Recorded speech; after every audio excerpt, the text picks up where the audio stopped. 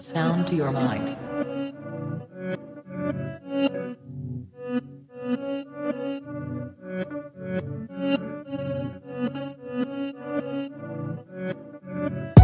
Breathe. I stay quiet as I light on my loud light. Breathe. I balance diet, I'm just trying to get my pounds right. Breathe. I stay quiet as I light on my loud light. Breathe. I balance diet, I'm just trying to get my pounds right. Shouts all of my team, I need more than a mattress support in my dreams. Could grab a few Z's like I'm falling asleep, but I don't wanna wake for the morning. Grief, breathe. Tears drop to the form in the sea. I broke heart, but it's worn in my sleeve. Never listened, I was warned in my teens, but I still skipped school, I was taught in the streets. Ring back, don't call for police. Stand tall, don't fall for the beast. Got issues with trust, so I'm born to believe. We've been a victim of love and now we're caught in it deep. Breathe.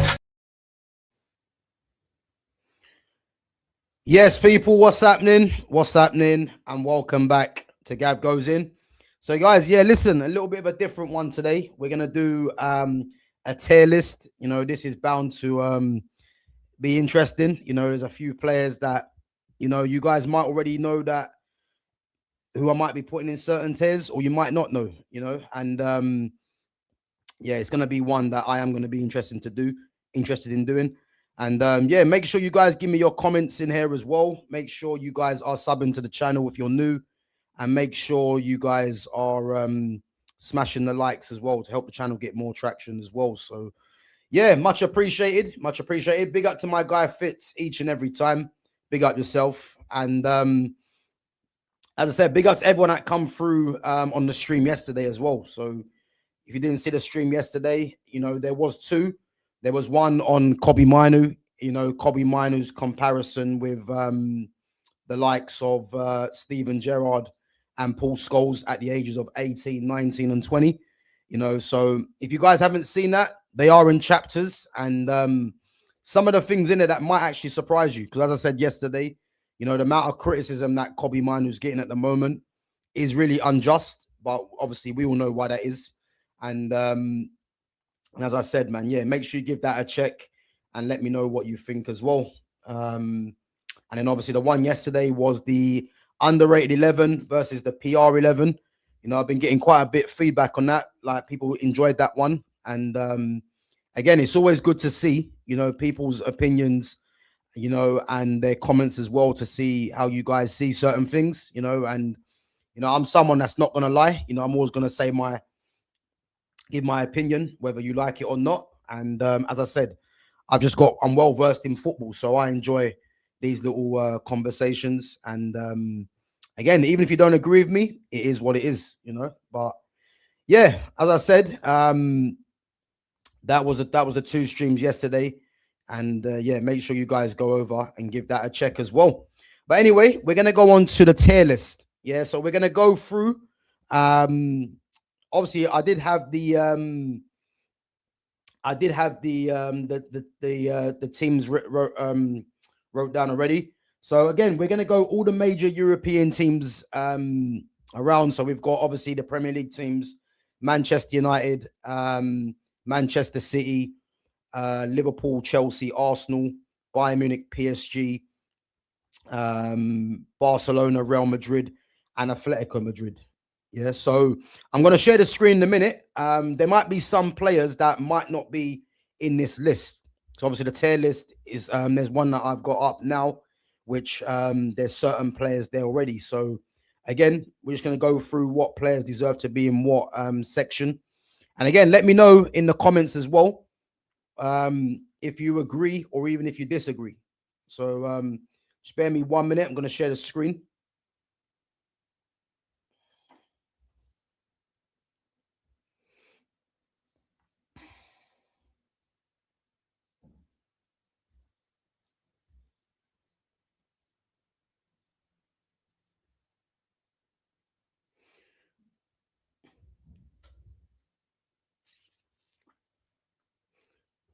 And as Fitz says, the underrated 11 beats the PI 11 hands down.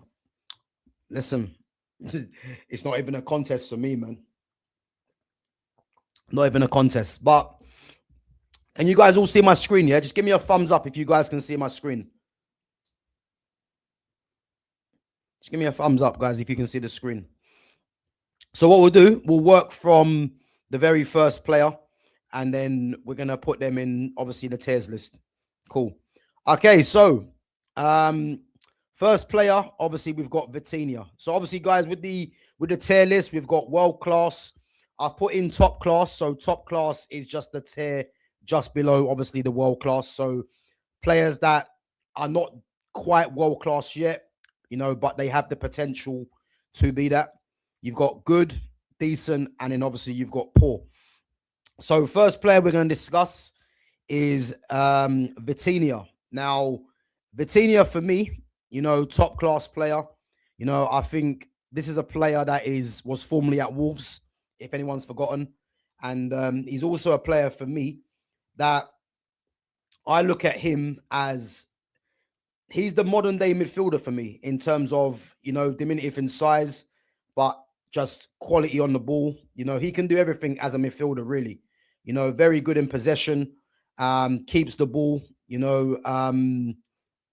obviously he's got great dribbling, great passing, just an all-round top player, man. And obviously Portuguese international as well.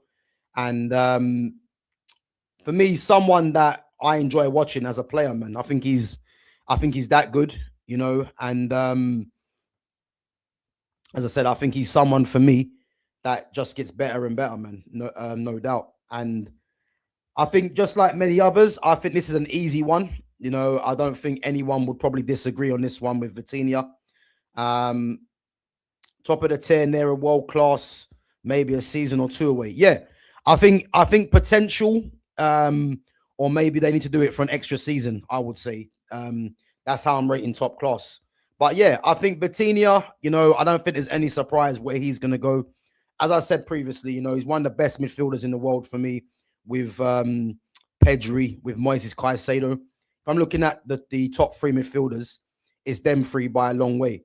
So for me, Vitinha is going to go into world class. And again, that's an easy decision for me. Not even a problem. Next player, guys, is Ousmane Dembele. Ousmane Dembele for me. Did I ever see Ousmane Dembele playing as a false nine? I never thought that. I never thought I'd see that happening, really, because obviously, as we know, watching him from Rennes to Borussia Dortmund, to Barcelona, always played out wide. A guy that suffered with a lot of injuries as well. It's funny, isn't it, how he suffered so many injuries at Barcelona, and at PSG. I know he's had a couple of injuries, but nothing near to what was happening at PSG now. And I think a guy that's won the Ballon d'Or, and rightfully so. Do I think he's the best player in the world right now? I don't. I think that tag obviously goes to a certain player that we are going to discuss. And but I do think, in terms of PSG, what they won last season, the fact that Dembele was instrumental in that, and he had the numbers to back it up as well. I think it's an easy one, just like Vitinha, in terms of what tier these kind of players go into.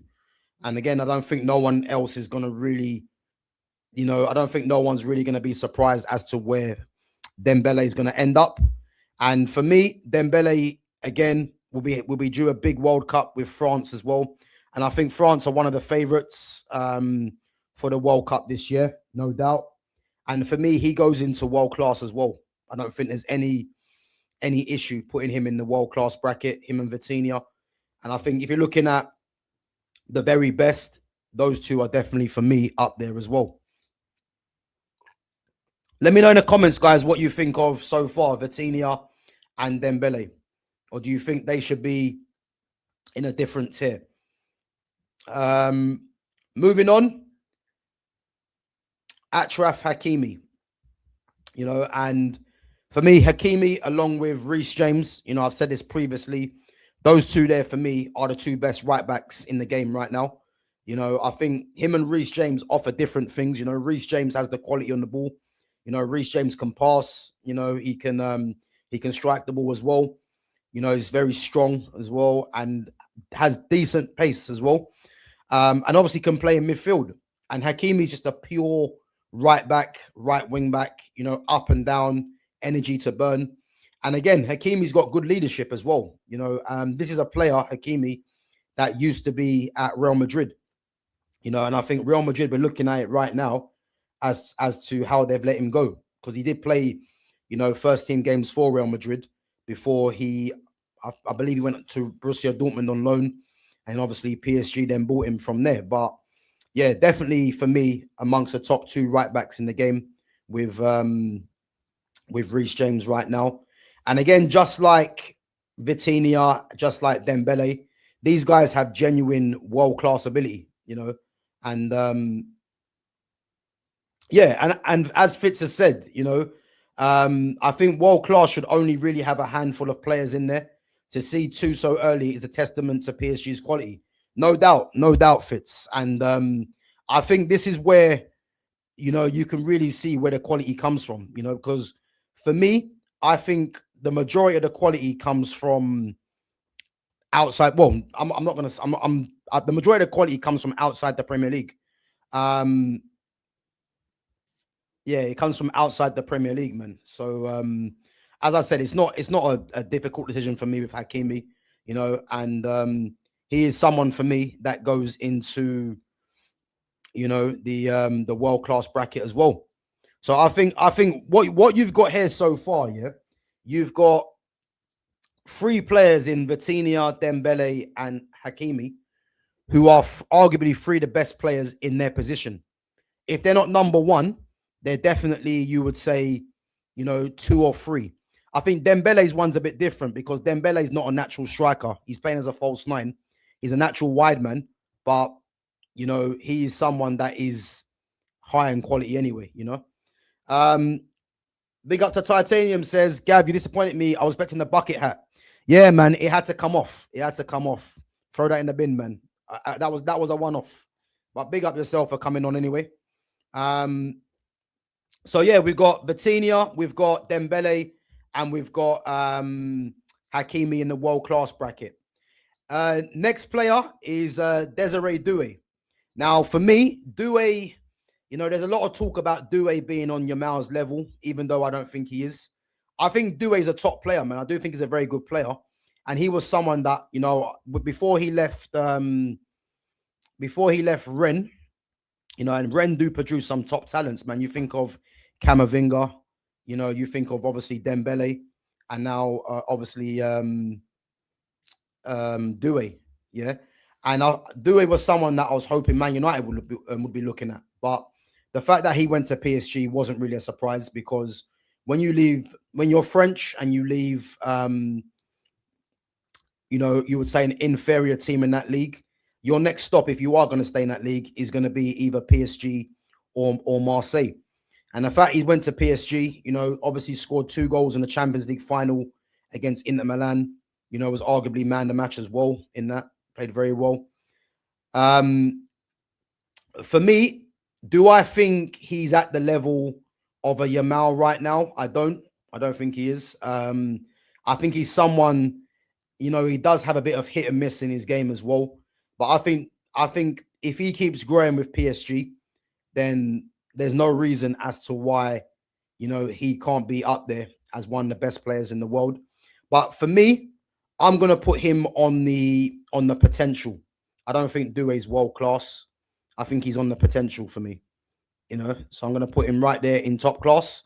And again, guys, let me know what you think. If you think he should be in there. Next player we're gonna discuss is Nuno Mendes. And again, I think you guys have seen me talk about Nuno Mendes before. You know, Nuno Mendes for me, I believe Nuno Mendes is the best left back in the game. You know, I don't think really and truly, I don't really think there's anyone. I mean, I don't really think there's anyone close to him. You know, there is players that are up and coming. You know, I think Lewis Hall this season has been very good. You know, you've got Balde who's out injured. And again, it goes to show you that the world-class left back is few and far between, because you've got the guy at Eintracht Frankfurt. Keep forgetting his name. I think he's been linked with Barcelona as well. Fitz, I know you. I think you'll know his name, Fitz. I forgot his name. I keep forgetting his name. You know him. He's showing promise as well. But I think when it comes to the outstanding left back, you got Alvaro Fernandez as well. Another guy that's been talked about. Mark Cucurella. But when it comes to the outstanding left back in world football, you know, and Nathaniel Brown, that's the guy. Yeah. When it comes to the outstanding player in world football, I think you can't really look past Nuno Mendes, you know. And again, PSG have got the two best fullback pairings in the game, in Hakimi and Nuno Mendes. And again, it's a simple choice for me to put him into, you know, into the world-class bracket. And again, it does show testament as to PSG's work over the last couple of seasons, because there's no doubt that those four, Vitinha, Dembele, Hakimi, and Mendes, are all world-class players. And I think you got Doué, that definitely is potential. Moving on to Kavicha Kvaratskhelia. Now, I'm a massive fan of Kvaratskhelia. For me, Kvaratskhelia is someone I actually think he's underrated. You know, I think when we look at wingers in the game right now, a lot of the wingers that are rated have, you know, just ridiculous pace, you would say. And I think he's someone that has decent pace, but he's just a pure footballer, Kvaratskhelia. Obviously, formerly of Napoli as well. You know, if you remember the Napoli team with him and Victor Osimhen causing problems, winning them the Scudetto as well. And he was instrumental in that, you know. So him going to PSG, I wouldn't say he's gone to another level, but I think he's just been another player that is just an absolute problem for any team, really. You know, and you know, he makes up part of that front three, which is devastating. And the fact that they've got Barcola, they've got Doué as well, who both can play from the left and the right. The same with Kvaratskhelia, the same with Dembele. And what is actually funny, yeah, is that when you get people that say, yeah, and this is why when I was speaking the other day, someone come on the channel saying to me that, you know, a striker's job is to score goals, yeah. Now, when you've got a team like PSG who, you know, are probably still should be rated as the best team in the world in terms of what they've won over the last couple of seasons, yeah. When you've got a fluid front three like them, not one of them players are natural strikers, because they all interchange. And this is why the myth of a striker's job is to score goals in this era, well, it's not that, because if you look at PSG's front three, Dembele is not even a striker. He's a false nine. He's playing as a false nine, yeah. But it's because of the fluidity of that team. It allows them to just be interchangeable, you know, and allows their team to get goals. You know what I mean? And that's a prime example, you know. And again, someone like Kvaratskhelia, who is actually a left winger, has obviously played on the right as well for PSG. So again, Kvaratskhelia, I think people might be a bit torn as to where he's going to go, but for me, there's no doubt Kvaratskhelia is world class. I definitely think he's world class. Which moves it on to Marquinhos. Yeah. Now, Marquinhos for me, you know, probably is obviously PSG's longest serving player, their captain as well.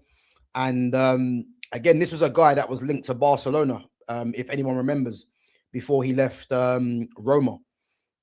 You know, he was rated highly, Marquinhos. And obviously, when PSG started their project, you know, he was one of the very first signings, you know what I mean? So, again, he's been a stalwart for them.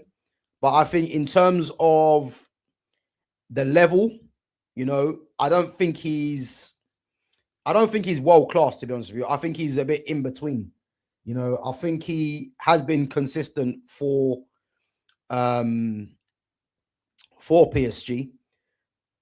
But I think the system of PSG is probably making him look a lot better, even though I do think he is a good player. But I don't think I don't think he's world class. Again, if anyone thinks Marquinhos is world class, then put that in the chat and let me know what you think. But I'm gonna say, for me, I'm gonna put Marquinhos in the. I'm gonna put him in the top class. I'll put him in top class because I don't really think he's a world class player. I think the world class bracket is for the absolute elite players, and I think Marquinhos is a very, very good player, but I don't think he's world class like the other five. Which moves us on to Fabian Ruiz. Now, Fabian Ruiz for me is an unsung hero for PSG. I think not only for PSG, I think for Spain as well. And I think when it comes to the World Cup, you know, again, I don't think he's actually been playing. I think he's been injured, but he's going to be, if he's fit, a crucial player for Spain, man. Because what I like about Fabian Ruiz is that he's left-footed as well, which adds balance to the midfield. You know, he's got a physical presence, very good on the ball, you know, and he's just another a player in a long list of Spanish players that are just, you know what you're getting from these players. You're going to get quality all day long. And again, he's a goal threat as well. So, and as I Am Titanium says, Fabian is a top player. He is. And for me, I'm going to put Fabian Ruiz in the top class. I wouldn't put him in world class. And again, that isn't to say that he isn't a top player. But as I said, I think the top class and the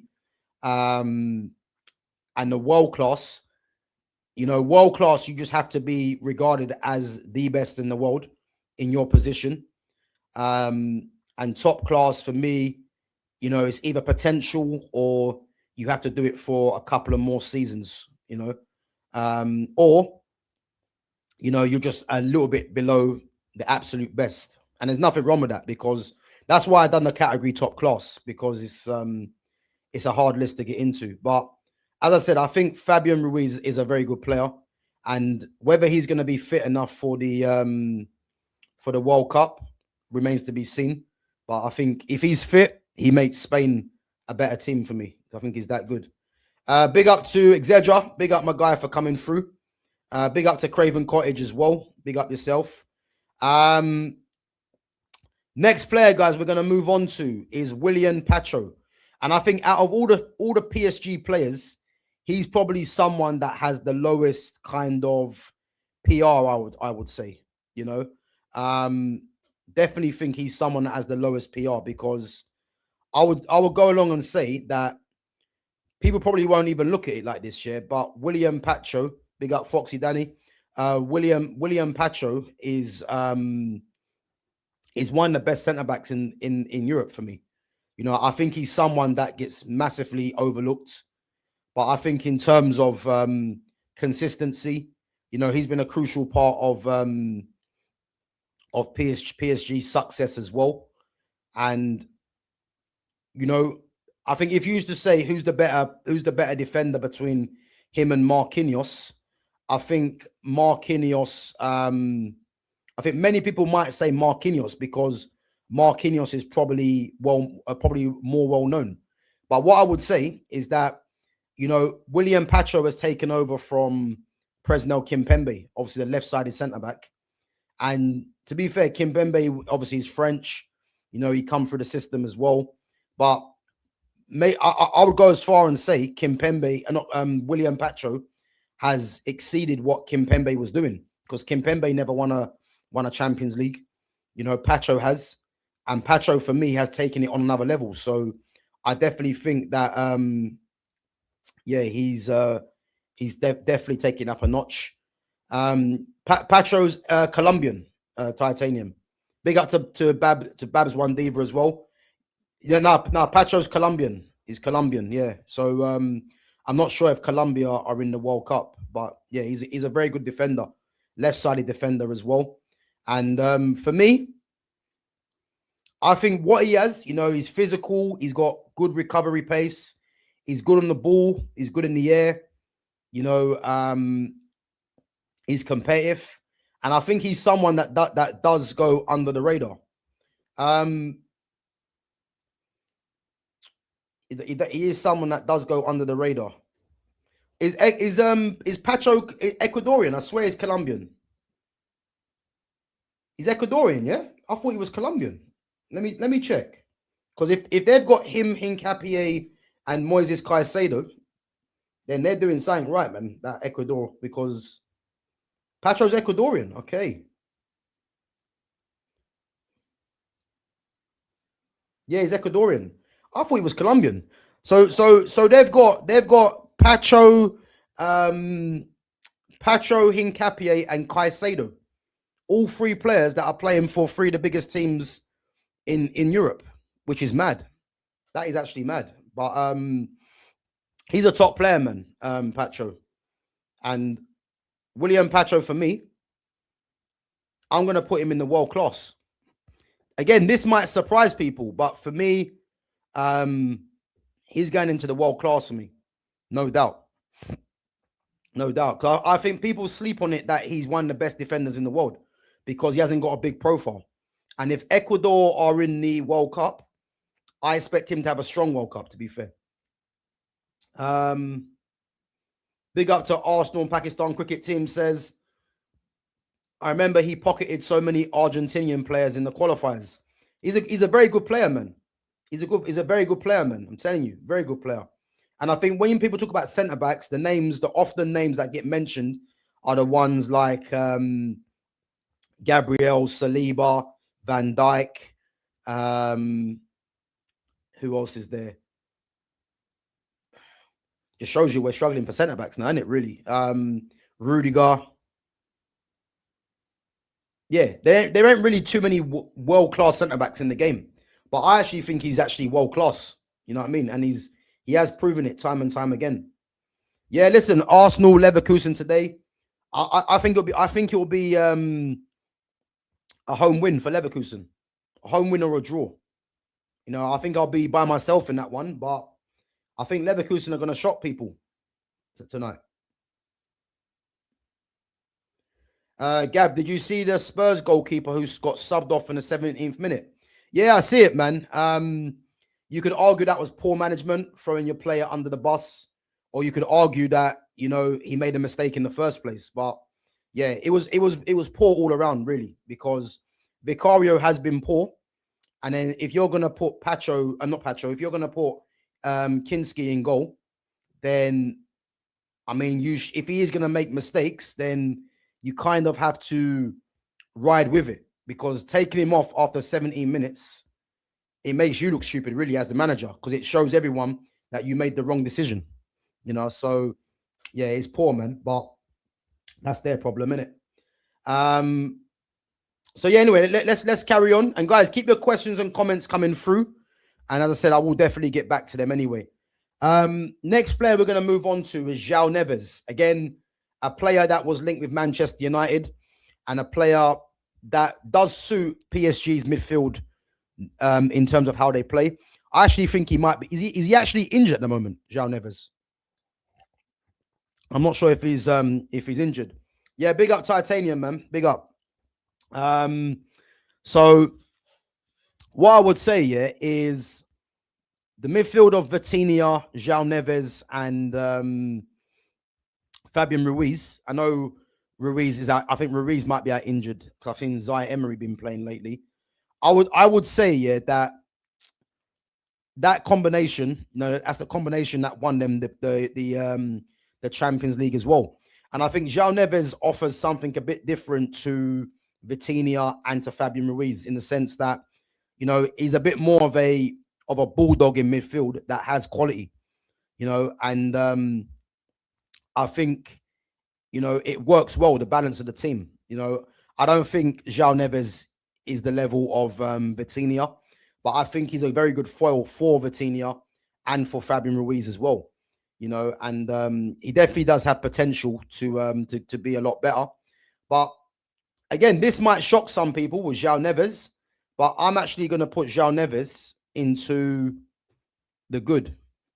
I don't think he's world class. I don't think he's world class. And top class, do I think he has the potential to be elite or be amongst the world class? I'm yet to see. I've got to see a bit more, you know, but without saying that, though, I do actually think he's a good player, you know. And again, there's nothing wrong with being good, but I need to see a bit more from from João Neves. I know he's only still young. I believe he's 20 years of age. But from what I've seen of him, he does work well for PSG's midfield. But I won't put him in the world class. Where's Declan Rice? Don't worry, man. We are working our way through. We are working our way through, man. Don't worry. Don't worry. There's plenty of players we need to discuss. So don't worry, Arsenal, Pakistan, man. We'll get there eventually. Next player we're gonna work on. Obviously, that's PSG's team done. So we're gonna go on to Real Madrid. Kylian Mbappe. Now, Kylian Mbappe for me, yeah. I think the first things first, yeah, with Kylian Mbappe.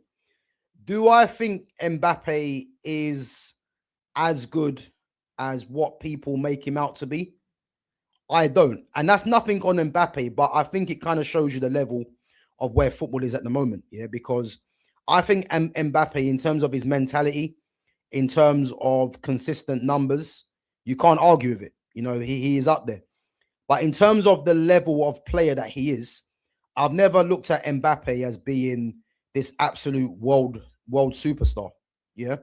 I've always looked at him as someone that has mad pace, you know, someone that is consistent in front of goal, and someone, to be fair, that does show up in the big moments. You know, if you look at the World Cup, you know, when they got beat by Argentina, to step up and score 4 goals in a final, you know, I know 2 of them were 2 of them penalties, I think they were, or 3. Like that shouldn't be underestimated. That should not be underestimated, you know what I mean? Because, you know, it takes some serious mental strength to really, you know, to really score them goals, really, you know, especially when your team are behind. And I think it goes without saying, man, just how good of a striker he has been, really, since he's come onto the scene. Obviously a left winger naturally, but has shown that through the middle, he is an asset, you know, and his long-term future for France and for Real Madrid is difficult to see, because obviously where you're playing for your club, you are more or less going to play there for your country. But Mbappe, for me, for France, is better playing from the wing, better playing from left wing, and obviously for Real Madrid, Vinicius Junior's there, so really he has to play through the middle anyway, you know.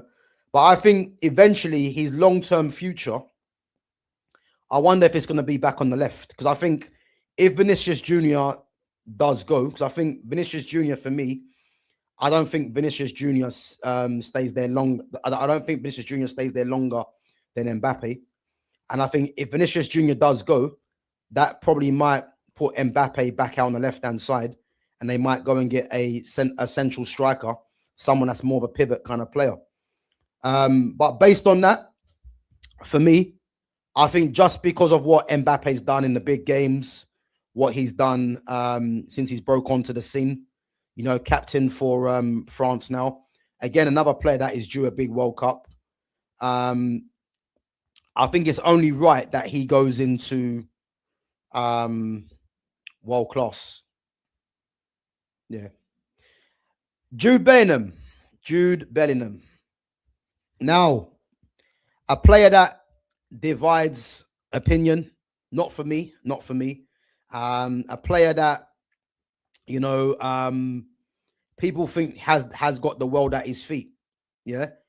Now, for me, the very fact that I see a player like Jude Bellingham getting the kind of PR, the praise that he does, for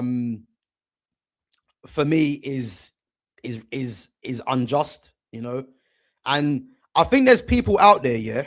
And again, I think people need to really understand where I come from on how I judge players, because people out there will think, well, you're just trying to rage bait, or you're just saying things for clicks or whatever people want to say. Yeah. First and foremost, yeah, I don't need to be saying anything for clicks, because the reality is no one's going to make me change my mind on how I view certain players. Like, we can have a debate if you disagree, but there's no one that is going to make me change my mind as to how I see players. You know what I mean? And from someone that has just watched And for someone that has just that has seen so many players, yeah, I just can't bring myself to be looking at a Jude Bellingham as a top footballer, and it's not going to happen really, because the only thing that he has, from what I see, is physicality. He's a big guy, you know, and in a Spanish league, his physicality will work in a league that hasn't got that. But his actual ball playing skills is just not there. And I had some people telling me he's a great dribbler, he's this, he's that. And listen, you guys probably know where I'm going to put Jude Bellingham anyway. And again, this is no bias, but for me, I'm putting Jude Bellingham in the poor category, because I've never seen a player of that low level at Real Madrid. You go through Real Madrid's history of players, yeah?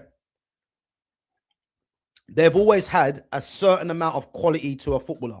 Go through their whole history. I've never seen them get a player as low on quality as Jude Bellingham. And that's the honest truth. Go through their history. All the players they sign have a certain quality to their game. Jude Bellingham, for me, is purely at Real Madrid because of PR and because of because of PR and because of the physicality that he has. That is it. So yeah, Jude Bellingham for me is in the poor category. And personally, I don't really care how you feel about it. If you don't like it, then that's your problem. But yeah. So Exedra says, him being overrated aside, there's a lot worse out there, but I don't know how strong the names are here. Big up to Exedra. But bro, what I would say, tell me the names that are worse, and then we can debate them. Because I'm telling you now, yeah, I think people only put Bellingham high up because of the name. Like, you even look at things like something as minor as this, yeah. I've got an Alexa, yeah, and when I say Alexa, yeah, I say Alexa Kobe Minu. She don't even respond. As soon as I say Bellingham, she's telling me his first name. So this is what I'm trying to tell you. Like, he's on everyone's lips, man, for some reason. Like, it's mad for a player of that low level. And bro, I hear it. Yagate, yeah, I hear it, yeah. But what I would say, yeah, if I look at Yagate, who's a terrible footballer, yeah, what's Yagate's strengths? His strengths are winning the ball back, yeah. Tell me what Jude Bellingham's strengths are.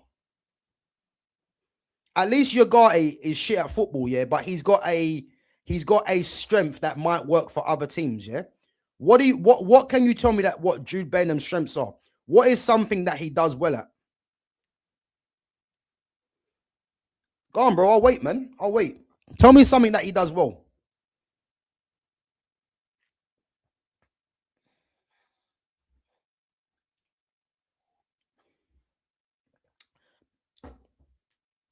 But again, this ain't even like this ain't even rage baiting. Like, I can't find you anything he does well. What does he do well? Yeah, listen, I asked Alexa. I said, Alexa, Kobe Minu. You know when Alexa does that funny sound and just doesn't even respond. Yeah, and I didn't even say Bellingham's full name. I just said I think I said Bellingham or Jude, and she told me his full name. That's what I'm trying to tell you. Even Alexa knows who Jude Bellingham is. Crazy. Crazy. You know what I mean? But it is what it is, man. But yeah, Bellingham for me goes into the poor category, you know, along with I mean, if you want to put Yagate in, you know, in abysmal, cool. But for me, he goes into the poor category. Let's move on. Vinicius Jr., you know, a guy that suffered racial abuse very recently as well. Big up to Craven Cottage, bro. Big up yourself, man. I was gonna mention that, yeah, but I thought let me leave it for today. His strength is his hairline, and the light skin. Let's keep it real. Hairline and the light skin, yeah, has got him his PR, because I know it's not the football. So that is the problem, man. That is the problem. Bro, don't worry, man. I'll run through the list. Don't worry. We got a few players to go through, yeah? And Vinicius Jr.'s up now. Again, a player that was racially abused recently. And what I would say, yeah, is for me, he was carrying Real Madrid when Benzema went. You know, as soon as obviously, if anyone remembers, Benzema was calling out Vinicius as a poor player, and then you see the fact that um, as soon as as soon as Bellingham went, as soon as Benzema went to Saudi, you know, Vinicius Junior, Rodrigo were carrying the front line. Really, you know, I know the one season Bellingham did get a couple of did get a lot of goals for reasons that we know why, but Vinicius Junior was the main attacker. Obviously, as I said before, I said as soon as Mbappe comes through the door, Vinicius Junior will take a back seat. And that isn't because he isn't good enough, but it's because when you've got two players that have big profiles like Vinicius Junior and Mbappe, only one can survive. And obviously, Mbappe has always got more goals, really, over his career. And obviously, he's playing centrally as well, has the biggest PR between him and Vinicius Junior. It was always going to be him. You know what I mean? I've always said as well, Vinicius Junior and Mbappe in the same team against the best teams, I don't think it can work, because you're going to have two players that, in their own mind, will think that they're the go-to guy. You know, but I think in terms of Vinicius Junior, since he's been at Real Madrid, since he became the main guy, I think no one can deny that he has been very consistent. You know, and he has scored some great goals. You know, and for me, Vinicius Junior, you know, is a world-class player for me. He is a world-class player. No doubt about that. Aurelien Tchouameni. Again, a player that is, for me, you know, when he broke onto the scene, you know, if anyone remembers this, guys, as well, yeah. Aurelien Tchouameni used to be at Monaco before he went to Real Madrid, yeah. And he played with Cesc Fabregas, yeah. And Cesc Fabregas at the time said, this is a player in Tchouameni that he believes can go right to the top. So I think people probably actually forgot this, you know. And again, Tchouameni, just like Camavinga, was linked with Manchester United. And as we know, when Real Madrid come calling, it's very hard to deny players going to Real Madrid, arguably being one of the biggest clubs, if not the biggest club in the world. Now, has Tchouameni been as good as what people predicted? He hasn't. Obviously, this is a guy that's been playing at centre-back as well because of their injury crisis. But I remember him making his debut for France, you know, and he had a very good debut. And for me, I think Tchouameni is still a top player. I don't think Tchouameni is world-class, which is probably giving it away now. But I still think he's at a level where, you know, if he gets back onto track, you know, he could be seen as a world-class player. But I think at this moment in time, it's probably fair to say he's in between good and world-class. And I'm probably going to say he's top class. I think he's someone, you know, that is starting to play a lot better for Real Madrid, but nowhere near the level that people probably predicted, you know. Arsenal and Pakistan cricket team reckons he's good or decent. I think he's top class, Tchouameni. He is top class. I think Real Madrid have been struggling, you know, because if you look at Real Madrid this season, the only probably two players you'd probably say consistently that have been world class really is Mbappe and Vinicius Junior, and that's probably because we're looking at the goal side of it or the winners, you know. But I think everyone else has obviously dropped off or below par. And guys, I did have more players on here as well, but I'm just working with the players that are on the screen, as you guys can see. Yeah. Moving on to next player, which is Federico Valverde. Now, for me, Valverde, you know, has got the unfortunate pleasure, really, of having to be playing right back when they've obviously had Carvajal out injured. Obviously, Trent was out injured as well. So Valverde's position has been, you know, right back 1 minute, in the midfield 1 minute. Obviously, he's the captain for Real Madrid right now, and what I would say is for me, Valverde for me is a I'm going to put him in now anyway. He's a top class player for me, but he's someone that, you know, at the moment is a bit of a jack of all trades, someone that can play multiple positions. But you would think the captain of Real Madrid should really have a nailed on position. And I think for me, he's a top class player. And if you guys remember, I was speaking about this before. I think the fact that Valverde has to play right back to see Bellingham playing in midfield, I think you can't tell me Valverde is happy with that, because Valverde is better than Jude Bellingham. He is. But the fact that he's playing right back, and I know because he's versatile and he sees Jude Bellingham rocking up in midfield doing nothing, you know, you can't tell me that Valverde, as the captain of the club, is happy with that, you know. Big up Exedra says, even Vinny Gav, I'd put in top class and not world class. Do you know what? I hear it. I think Vinny could be in either.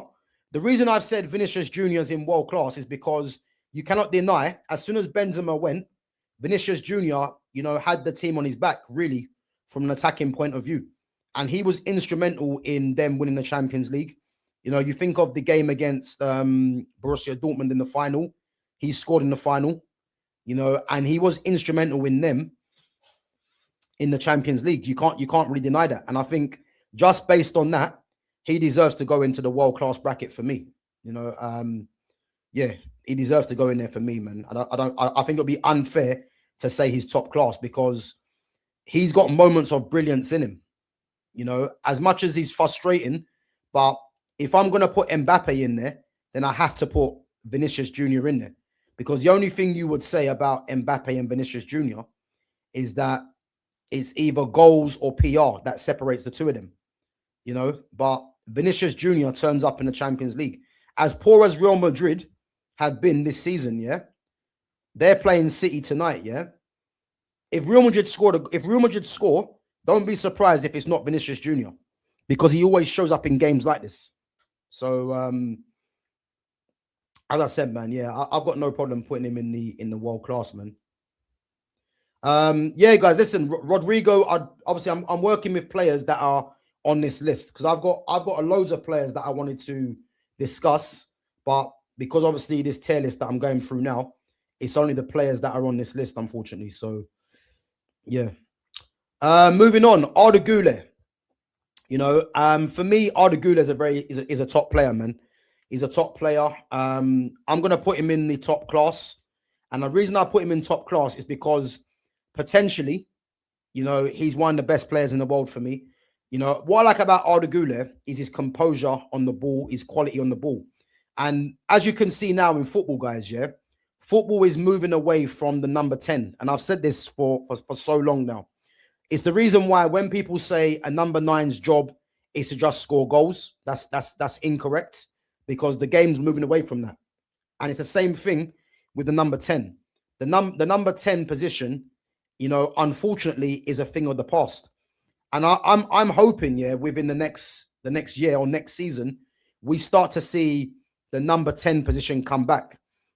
You know, it's the reason why I've always said, when people are saying Bruno Fernandes, you know, is the best 10 in Europe or the league, you know, what people are doing there, they're not actually doing their homework. Because if you actually check football right now, there ain't many teams that play with a number 10. So the pool of number 10s he's playing against is very small. So again, you know, Arda Güler is a number 10, you know, and he's someone for me potentially, you know, if that position does come back, he can be one of the top, you know, 2 or 3 players in that position, because he's that good. And the fact that he's getting more game time as well, I'm happy with. So yeah, he goes in top class purely because of the potential that he has. And I think the more he plays, the more he's going to grow. So as I said, yeah, I think he's a good player, man. Arda Güler, top player. Next player is that, yeah, Dean Howson. I think Dean Howson at obviously Spanish international. Dean Howson at Bournemouth, you know, looked like one of the best young defenders in Europe. Yeah. And I think the one thing I would say about Dean Howson is that it's very clear that him going to a big club, has probably taken him out of his comfort zone. Because at Bournemouth, he could afford to, be a bit lackadaisical, you would say, and no one's really talking about it. But for Real Madrid, you've got to be on your game each and every week. And obviously, he's a young defender, and I think he has got qualities in his game. What I like about him is his composure on the ball. Again, a guy that was formerly at Juventus as well. And I do think he is someone that has the potential to get better, but there's no denying that he's not at the level that many thought, And what I would say, and I will go through your comments in a minute, I'm going to put Dean Howson in good. I'm putting him in good. I think he's at the similar level to what João Neves is. I think he's better than decent. He has got quality to his game. He's good on the ball. He's very composed. He can read the game well as well. And he's a threat in the air. But I think the move to Real Madrid, you could probably say, has come a bit too early in his career. But I do think that he is good. Howson in decent. I think he's better than decent, my guy Exedra. I think he's better than decent. Euro clears him by miles. Yeah, I think Euro's better than him, but I do think Howson's good. I do think he's good. Dean Howson this season has just been good, bruv. Yeah, I think he's been good as well, man. That's why I put him in there. I think he's a good defender, man, to be fair, but he definitely hasn't gone on to be what many probably predicted. But anyway, let's move it on. Trent Alexander-Arnold. Now, just like Jude Bellingham, obviously them two are good friends. Another player that does divide opinion. And what I would say, is that Trent really, had it all at Liverpool, and can I blame him for leaving Liverpool? Not really, because he obviously thought the grass was greener, and you can't blame him for going to one of the biggest teams in the world. Obviously his friends there, Jude Bellingham as well. So he probably saw the lights and thought, yeah, let me go over there and, be amongst, the elite clubs in a sense. But what I would say, if he would have stayed at Liverpool, he arguably would have been one of their highest earners. He would have gone down as, one of their best ever legends, with the fact that he's come through the youth like a Gerrard. And what I would say is that he's gone to Real Madrid and he has suffered injuries. But what I would say is that there's no protection. The English media can't protect Trent in Spain because the Spanish media don't care about him. To him, he's just another player, And what I would say is that the qualities that Trent has, Trent can strike a ball, he can pass the ball. But the biggest problem for Trent Alexander-Arnold, is the fact that whenever he comes up against a winger that's either quick or tricky, there's question marks around him. And that's been the problem for him, probably his whole career. Obviously, a guy that's naturally a midfielder anyway, But this is the reason why he's not really been trusted for England. Because in international football, you need to be good, in isolation. You need to be good individually. Because let's just say in the World Cup, he gets isolated by a Vinicius Jr., by a Mbappe, by a trying to think of a Kenan Yildiz, someone like that. Yeah, that's a left winger that's going to test him for pace or for trickery. How does he deal with that if he starts for England? And this is the reason why Trent doesn't really start, and you have more confidence in a Reece James. You know what I mean? So again, I think Trent does have qualities, but I think he's another one that is very high on the PR side. But based on that, I'm going to put him into decent because he has, to be fair, you could put him into good. But the reason I put him into decent, is because he has very good quality, but his defensive work has a lot to be desired by, So he could go into decent or good, but I'm going to put him into decent because he has got good quality, but his defending, is a bit questionable. Let's just say. Next player, Eder Militao. Eder Militao. A guy that suffered a lot of injuries, to be fair. Someone that, for me, Brazilian international, is he going to be in the Brazil squad come the World Cup? You think of the Brazilian defenders that they could actually choose from, yeah? They've got Marquinhos, Gabriel Magalhaes. They've got Murillo. They've got Militao, Lucas Beraldo at PSG. Pretty sure there's someone else. And again, he's someone that's just had a bad injury career, and again, it's very hard to kind of debate as to what tier to put him in. Big up to Diddy Batman says Militao has been top whenever he has actually played. Yeah, I agree. They're a better team when he's there, no doubt. But his injury record, is questionable. So where I'm looking at Militao, I'm looking at between good and top class. It's difficult, really.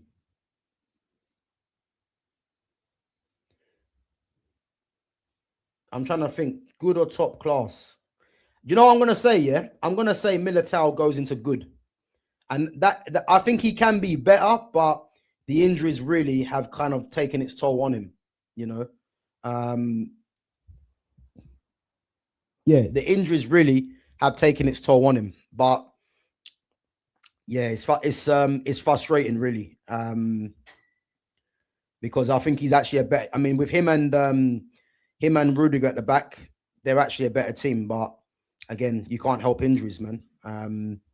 But yeah, I think good is probably fair. But again, he's another player that, if he has a couple of good, strong seasons and stays injury clear, he could easily be in the top class or the world class bracket. No problem. Moving on to Rodrigo. Now, it's unfortunate Rodrigo's out for the season. A player that's missing the World Cup, and again, this is the problem when you have the World Cup around the corner, man. You get players of top level that are potentially now going to miss the World Cup. And Rodrigo suffered an ACL, And I've always said, yeah, between Rodrigo, Vinicius Jr. and Mbappe, Rodrigo is the more naturally talented player, but the other two have the bigger PR. And I've always said this. One thing I noticed about Rodrigo, yeah, is that Rodrigo had put on a bit of weight, which obviously changed his boot sponsorship as well. If you remember, Rodrigo used to wear Nike. He now wears Adidas. And I always looked at Rodrigo as a top player, man. But he definitely put on a bit of weight. But he's always had the quality, But it's the PR in comparison to the other players that went against him, And the fact that he's missing the season now, he's missing the World Cup. These are the kind of things that you don't want to see. But his ability for me, as I said, and I've got no issue with doing this, he definitely goes into the world-class bracket for me. No problem at all. Because I actually think he's a world-class player. I wouldn't blame people if they said top class, but I think he was world-class. I just think he didn't have the PR. And then people wouldn't look at him as world-class. But yeah, man, it's a shame he's missing the World Cup, man, because you don't want to see players like that miss the World Cup. Yeah. So yeah, I've got no problem. I mean, if people want to put him in top class, I hear it. But the way that I saw Rodrigo with the quality he has, he had world-class ability, man. No doubt about it. Let's move it on. Lamine Yamal. Now, listen, I'm not going to waste my time here. Not going to waste my time. He's someone that is probably the easiest decision that you'll make. As I keep saying, yeah, this is a guy that was a key player for club and country at 16. Tell me a player that's done that at 16. I've never heard it.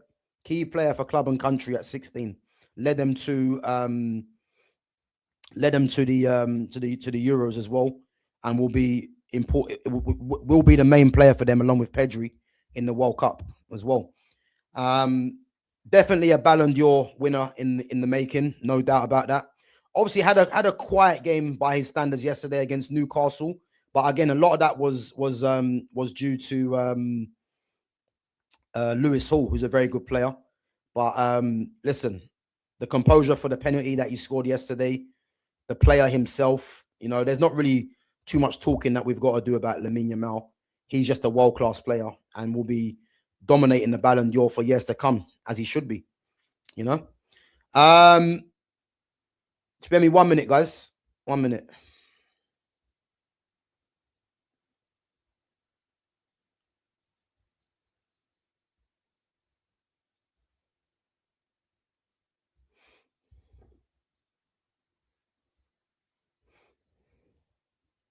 Right, moving it on to the next player, Thibaut Courtois. Again, a lot of the players for me that are world class, you've got 6 players that are from PSG's team, which is crazy in France. And so far, we've got 4 players from La Liga.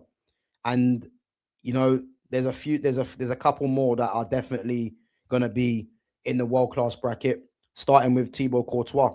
I think Courtois for me, is one of the best keepers in the world, along with sorry guys, 1 minute. Guys, bear me 1 second.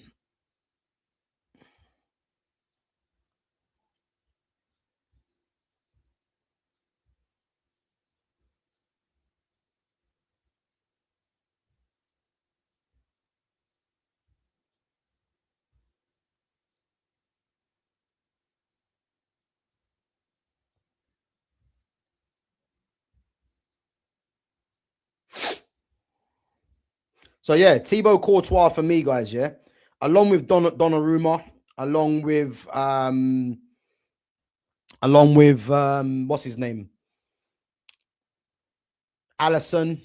I'll even put Lamens up there as well. Again, I'm not saying Lamens is world class, but they're the best performing keepers in the world right now. David Raya has been good as well, made a couple of good saves.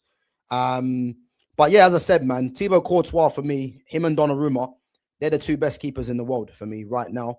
And Thibaut Courtois has been doing it for a while now, isn't it? So it's not really a surprise. So he definitely goes into the world class.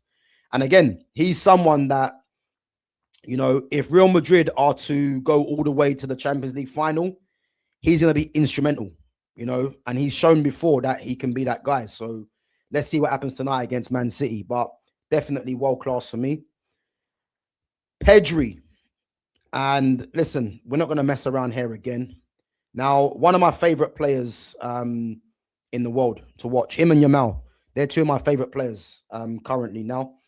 Along with Vitinha, and as I said before, Moises Caicedo, these guys are just 3 of the best midfielders in the world.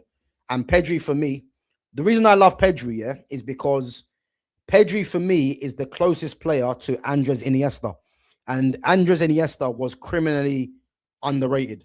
And when I say Iniesta was underrated, yeah, I look at Iniesta as the Messi of the midfield, just like I look at Busquets as the DM of he's a DM of what Messi is of as a forward, yeah. And he's the closest player that I've seen to what Iniesta does in terms of the close control. These guys are not physically strong, but on the ball, press resistant, can turn you at any instance. If you watched the game yesterday, yeah, against Newcastle, and it just shows you how good Pedri is. Playing away from home, guy has no physicality really, yeah. But just look at how he protects the ball, the body swerves, how he gets out of tight positions, and most importantly, keeps the ball. Like, I don't think people deep how good of a player he is, because what he does, yeah, is not easy. Trust me, it's not easy. You have to be very intelligent, very technically skilled to be doing what he does on the ball. And especially when, exactly, Pedri wasn't even at 100%. But especially when you're playing against a Newcastle team that has Joe Linton in it, yeah, and they're a physical team, you're away from home, the crowd are on top of you. To do what he does in the game, people need to be like studying him a lot more because he's that good, Pedri. He is that good. And as I said, He's the closest sort of player to an Iniesta, to a Modric in football right now, a Marco Verratti. You know what I mean? These kind of players that haven't got the physicality, diminutive in height, but these guys, you can't get the ball off them because they're just too good.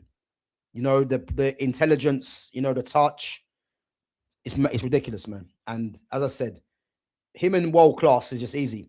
And what would be justice for me with Pedri, yeah? I would love to see Pedri win a Ballon d'Or because that will show me that football is still alive. Because if Pedri was to win a Ballon d'Or, yeah, then it will show me that football's on its way back. Because Pedri's not going to get you 30 to 40 GA. That ain't his game. And this is why when people tell me about GA, throw it in the bin. Because you can't tell me that, these players that get mad GA are anywhere near Pedri. Pedri's like him and Vitinha, as the kind of midfield players that they are, they stand alone because they're that good. And as I said, man,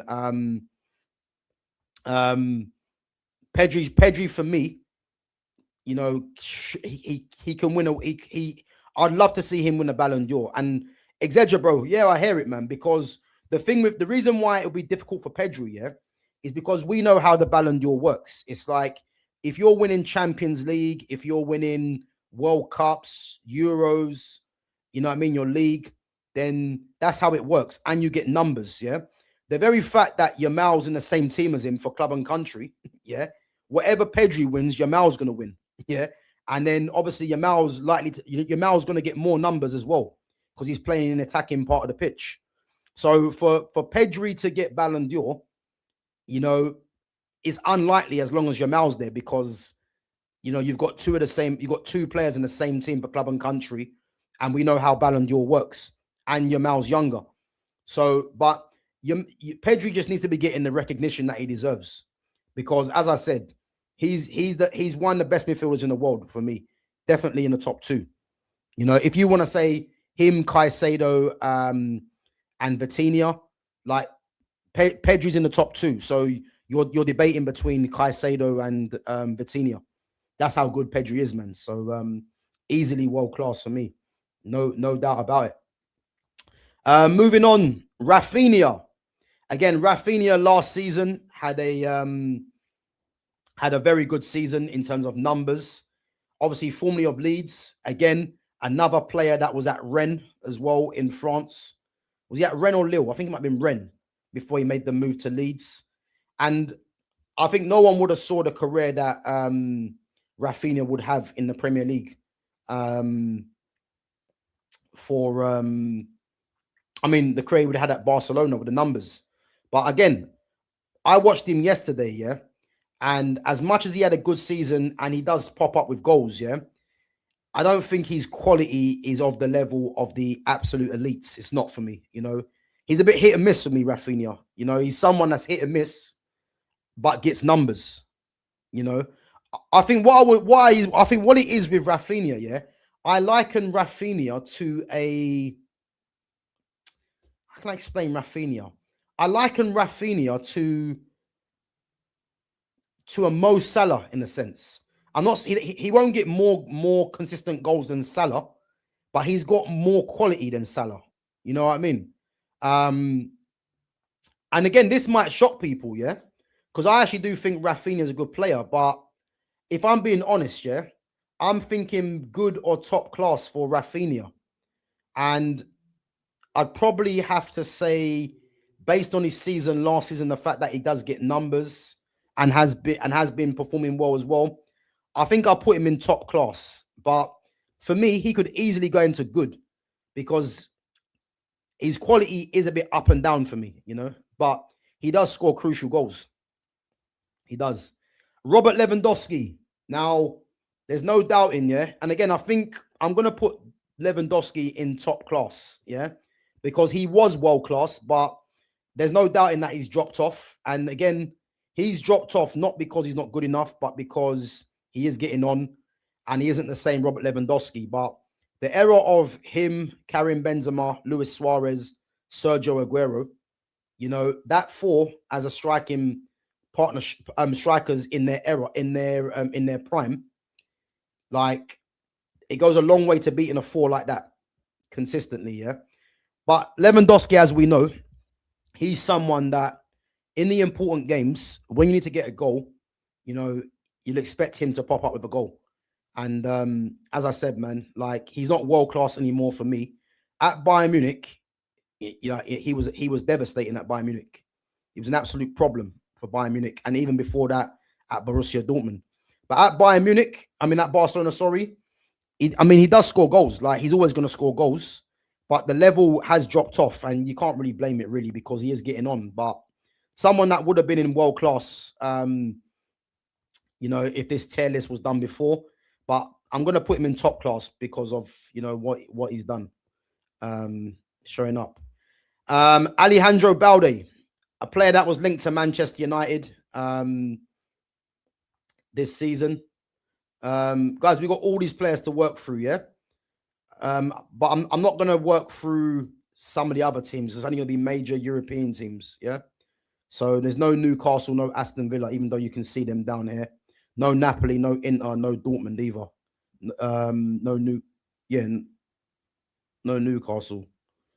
So we're going to work on Balde, yeah? I'm going to put Balde in...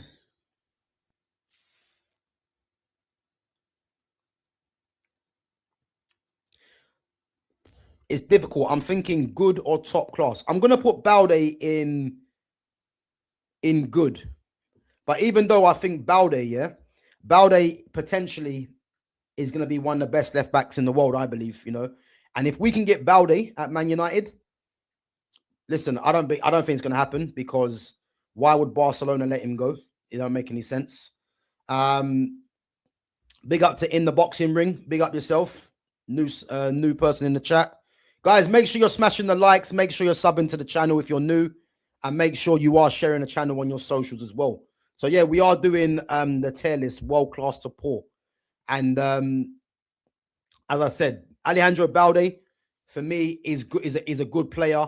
I think he can be in the top class bracket, but I think he's another one that you want to see him have, a few more consistent seasons before you can start saying he's world class. But I think he's definitely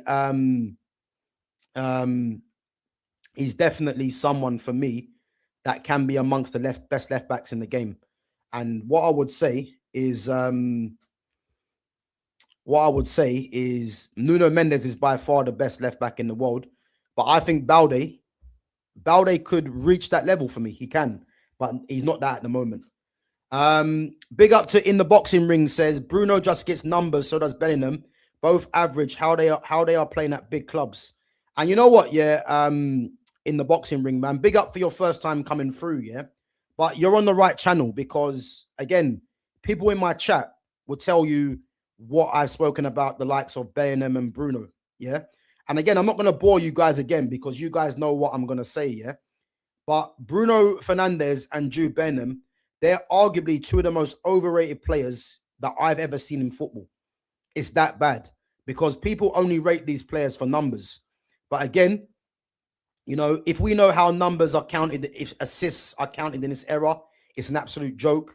The fact that Jude Bellingham is that bad of a footballer, yeah, but yeah, he's found his way at Real Madrid is only because of the sharp hairline, the light skin, and the PR. I'd argue that with anyone, yeah, because I've never seen a player that bad at football playing for one of the biggest teams in the world. And then you got Bruno Fernandes, yeah, that is just a massive problem at Manchester United. And whenever he plays bad, people ignore it to try and tell you about his numbers. But if you understand that numbers can be replaced, yeah, Bruno's not irreplaceable, no matter what anyone says. And I'm just hoping, come the end of the season, he's gone from this club. It's that simple, But big up yourself anyway, man, for coming through. And make sure you're smashing the like button as well. Let's move it on to Jules Koundé. Now, Jules Koundé, for me, as a footballer, he's poor. He's a poor footballer for me. And I'm going to put him into decent because I can't put him into good knowing that Trent Alexander-Arnold is a much better footballer than him, isn't as good defensively. So basically, they've got it the other way around. You know what I mean? Trent's good on the ball, is a good footballer. Jules Koundé's not. Trent's a poor defender. Jules Koundé is actually a good defender. Yeah. So again, Barcelona's two fullbacks have it the wrong way round. You know what I mean? So, but yeah, I'll put Jules Koundé into decent. Obviously, he's out injured at the moment. I think Jules Koundé, as I say, is a centre back by trade at Sevilla as well.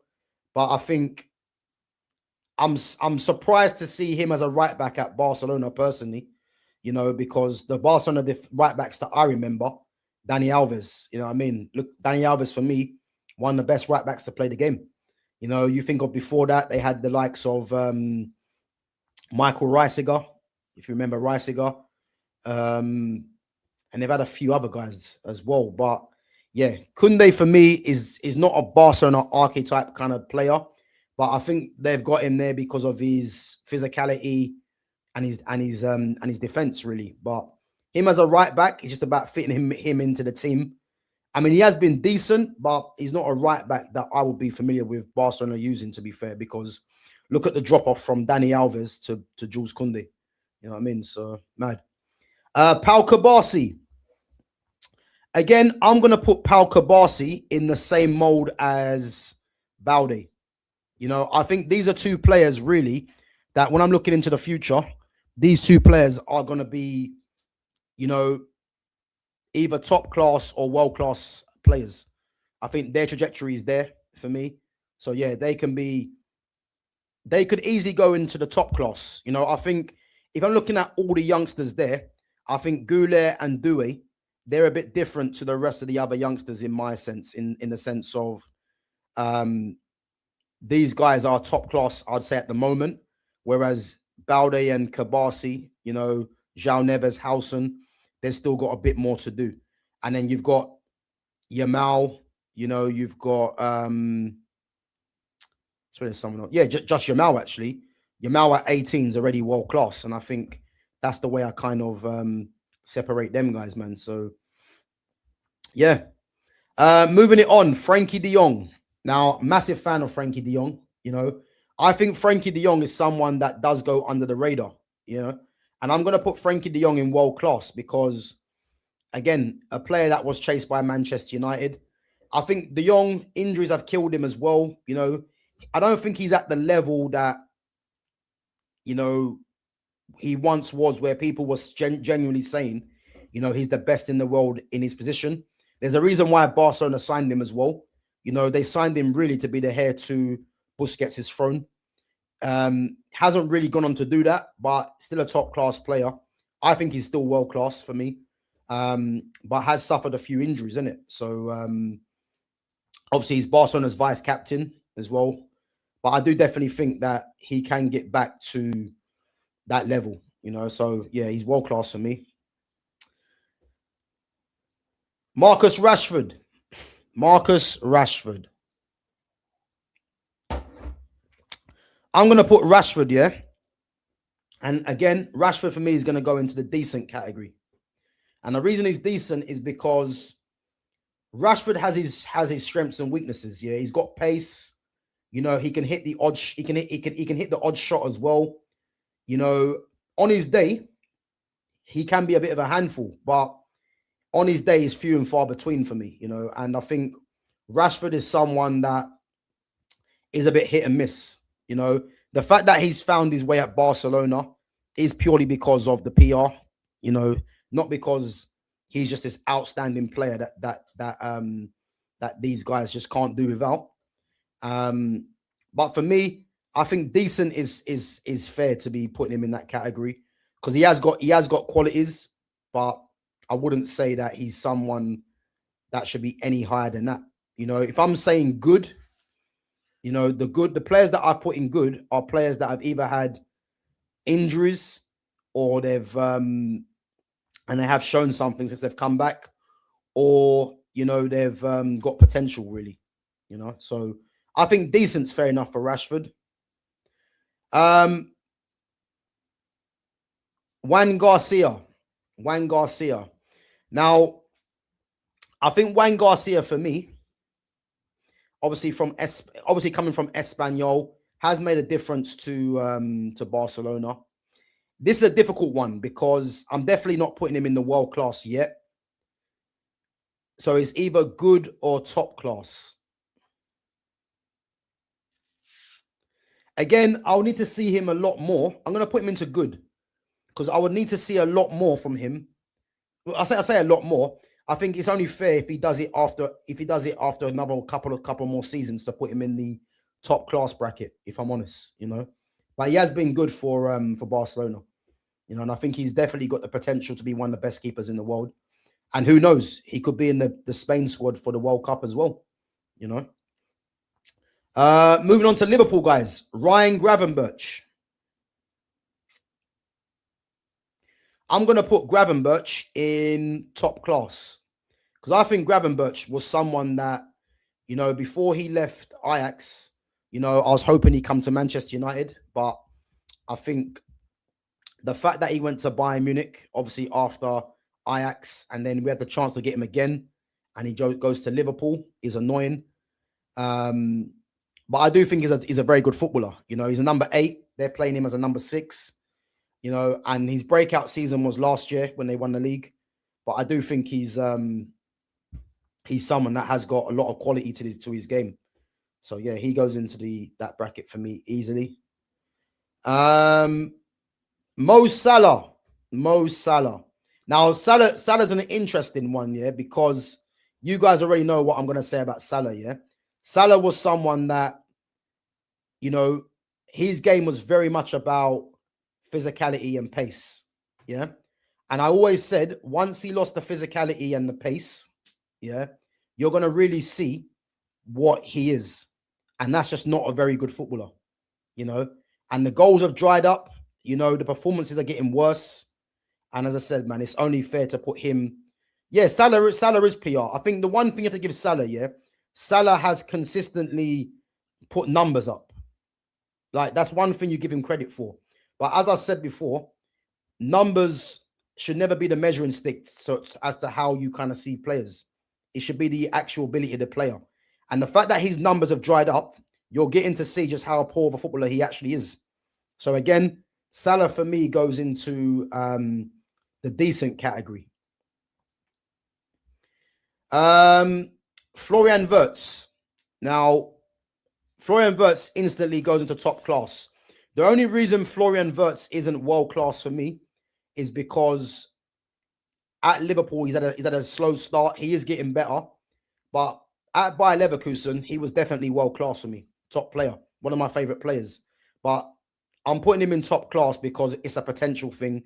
And I do believe in the next couple of seasons, he'll be one of the best players in the Premier League. Because he's got the quality, man. It's that Liverpool are actually going through a tough time. And he's part of it. I mean? And obviously he's involved in it, should I say. Next one for Fitz. I know where Fitz is going with this one. Virgil van Dijk. Now, Van Dijk for me, there was no doubting that he was world class. He was.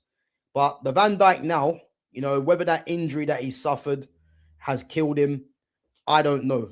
But the aura defending has come back into it, is in his game. But for me, he's not in the world-class bracket no more. I think he's just dropped off. But I think it's only fair to say that Van Dijk still does deserve to be in the top-class bracket for me.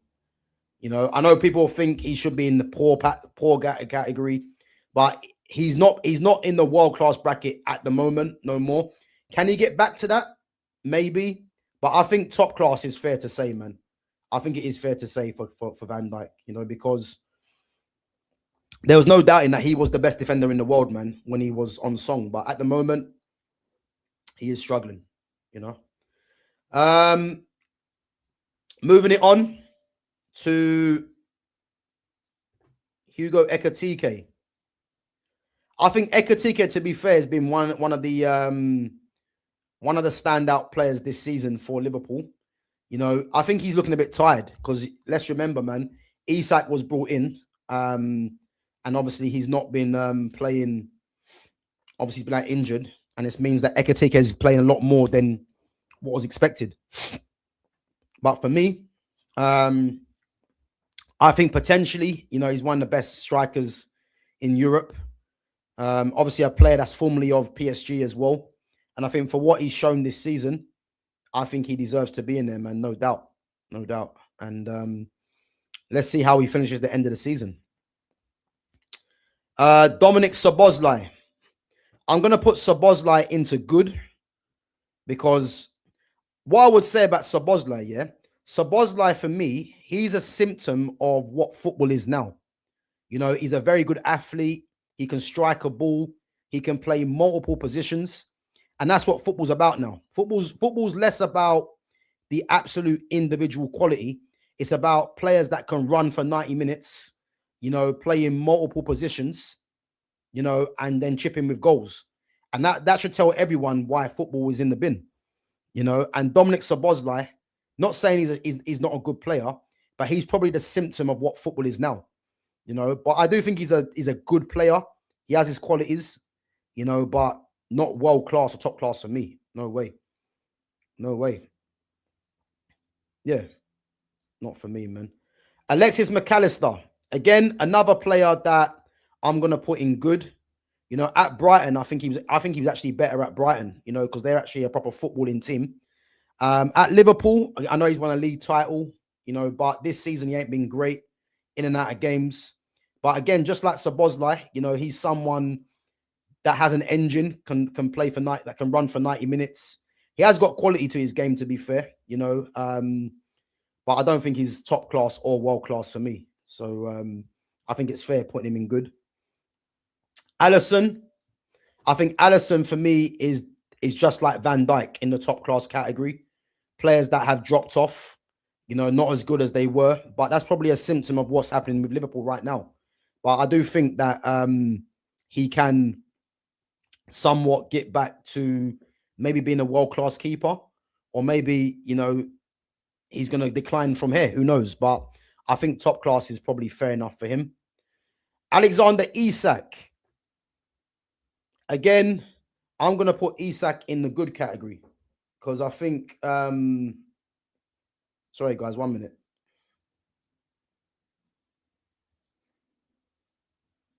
Yeah, I'm going to put him in the good category.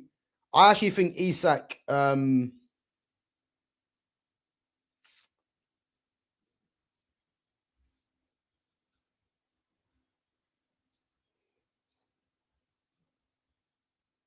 yeah, sorry, guys. I'm going to put him in the good category because I think Isak is a good Premier League striker, but I think the hype that he gets, I'm not too sure. And obviously the injuries have killed him. So let's see how he kind of recovers from that. Anyone watch UFC or boxing? Yeah, bro, 100%. Of course. UFC, man, I'm more from back in the day, man, with the likes of, you know, the John Joneses, the Anderson Silvers, the GSP and that. But yeah, man, 100% watch boxing and UFC and wrestling as well, bro. Let's carry on. So yeah, I think Isak in the good category. Again, someone that could potentially be in top class, but it's just gonna mean that he's gonna need to have a strong season next year with Liverpool. Michael Elise, easy one for me, world class. What a player. This is a player that was at Chelsea as well. Obviously was at Reading, Crystal Palace, and now is at one of the biggest clubs in the world in Bayern Munich. And a player for me of just genuine quality. When I look at the top left-footed right wingers in the game right now, the only one better than Elise for me is Lamine Yamal. The only one.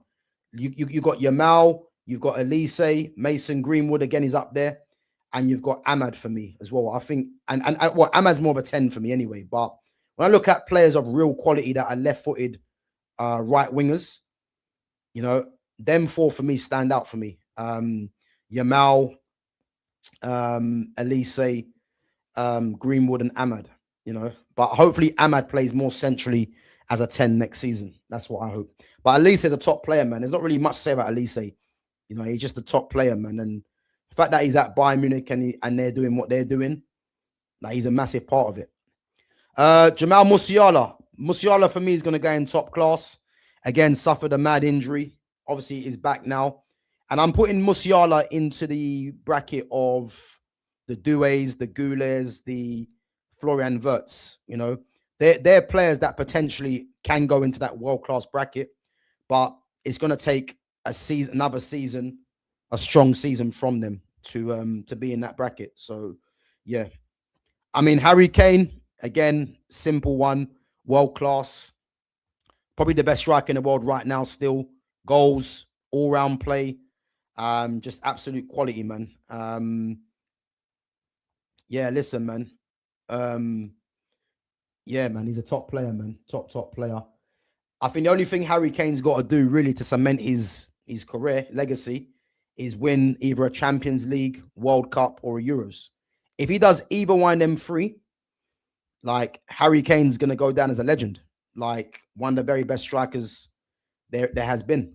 You know, people might say, you know, different era, but Harry Kane's a top player, man, and he's definitely in the world-class bracket, no doubt. Luis Diaz. I'm gonna put Luis Diaz in the good category. I think he's a very good player. I think he has got qualities. I was tempted to put him in top class, but I don't think he's top class. I think he's just a very, very good player with pace. You know, can get goals as well. But yeah, I don't think he's world class. I don't think he's world class or top class for me. So yeah, I'm gonna put him in good. Joshua Kimmich. I mean, Kimmich has been about forever. I'm going to put Kimmich in top class. You know, right back, centre midfield, very consistent. You know, obviously vice captain for Bayern Munich as well. And yeah, as I said, man, I do rate him highly. And I think there's no worries about him going in top class. I think he plays both positions equally as well. You know, and I put him in the top class for me. Yeah, 100%. Moving it on. Jonathan Tah. I mean, I'm not sure why Tah's in this list. I'm going to put Tah into decent. Just a decent defender with physical attributes. Don't think he's no sort of world beater.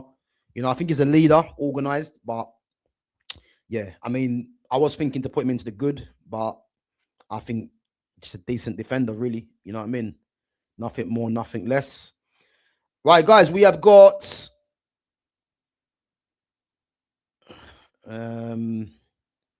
so we got Chelsea, Man City, Man United, Arsenal, and a few individual players to go through as well. So yeah, we're gonna go through them anyway. I'm just gonna give you a quick little rundown. Next team go for is Chelsea. João Pedro. I think João Pedro, for me, you know, if anyone remembers, João Pedro, yeah, was rated highly before he come onto the scene. If you remember, he was at Watford, and Watford were they were touting João Pedro highly, you know, wearing number 10 on his back as well at a young age. And then, you know, they were saying he's going to be a big player in the future. And obviously him going to Brighton, you know, the step up, him going to Chelsea now, you know, he's definitely, he's definitely been a major player for them, man, scoring goals. I think he's got something like 11 goals or something like that in his last 11 games or something mad like that. You know, it wouldn't even surprise me if he actually scores tonight, because he's actually a very good player. You know, false nine striker. You know, he does add a lot to their team, man, to Chelsea's team. I'm going to put him in top class. Top class, because I think for what he's shown, and I think he can get better as well. Yeah, he's definitely in the top class for me. And again, Cole Palmer. I'm going to put Cole Palmer in the top class. And Cole Palmer goes into the mold with the Florian Wirtz, the Arda Güler's, the Desiree Doués, and the Jamal Musialas. Like, these players, you know, wouldn't surprise you if they're in the world-class brackets the next time around, you know. And as I said, man, yeah, no doubt there. Moises Caicedo, for me, no doubt where he's going. As I said, with the likes of 1 minute, guys. As I said, with the likes of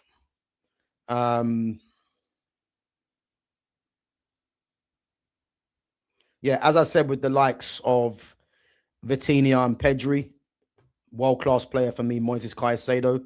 The same with Reece James as well. You know, you've got, along with Hakimi, the two best right backs in the game. So there's no problem there. Willian Esteval. I'm going to put Esteval in... I'm going to put Esteval in good. I was thinking to put him in world class. I mean, into top class with the likes of Wirtz and them and the Doués.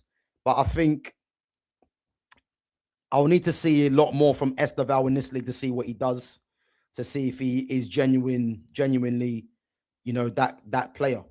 But I think it's fair to put him in good. But again, he's someone that, you know, can be top class or world class within the next couple of seasons for me. Mark Cucurella.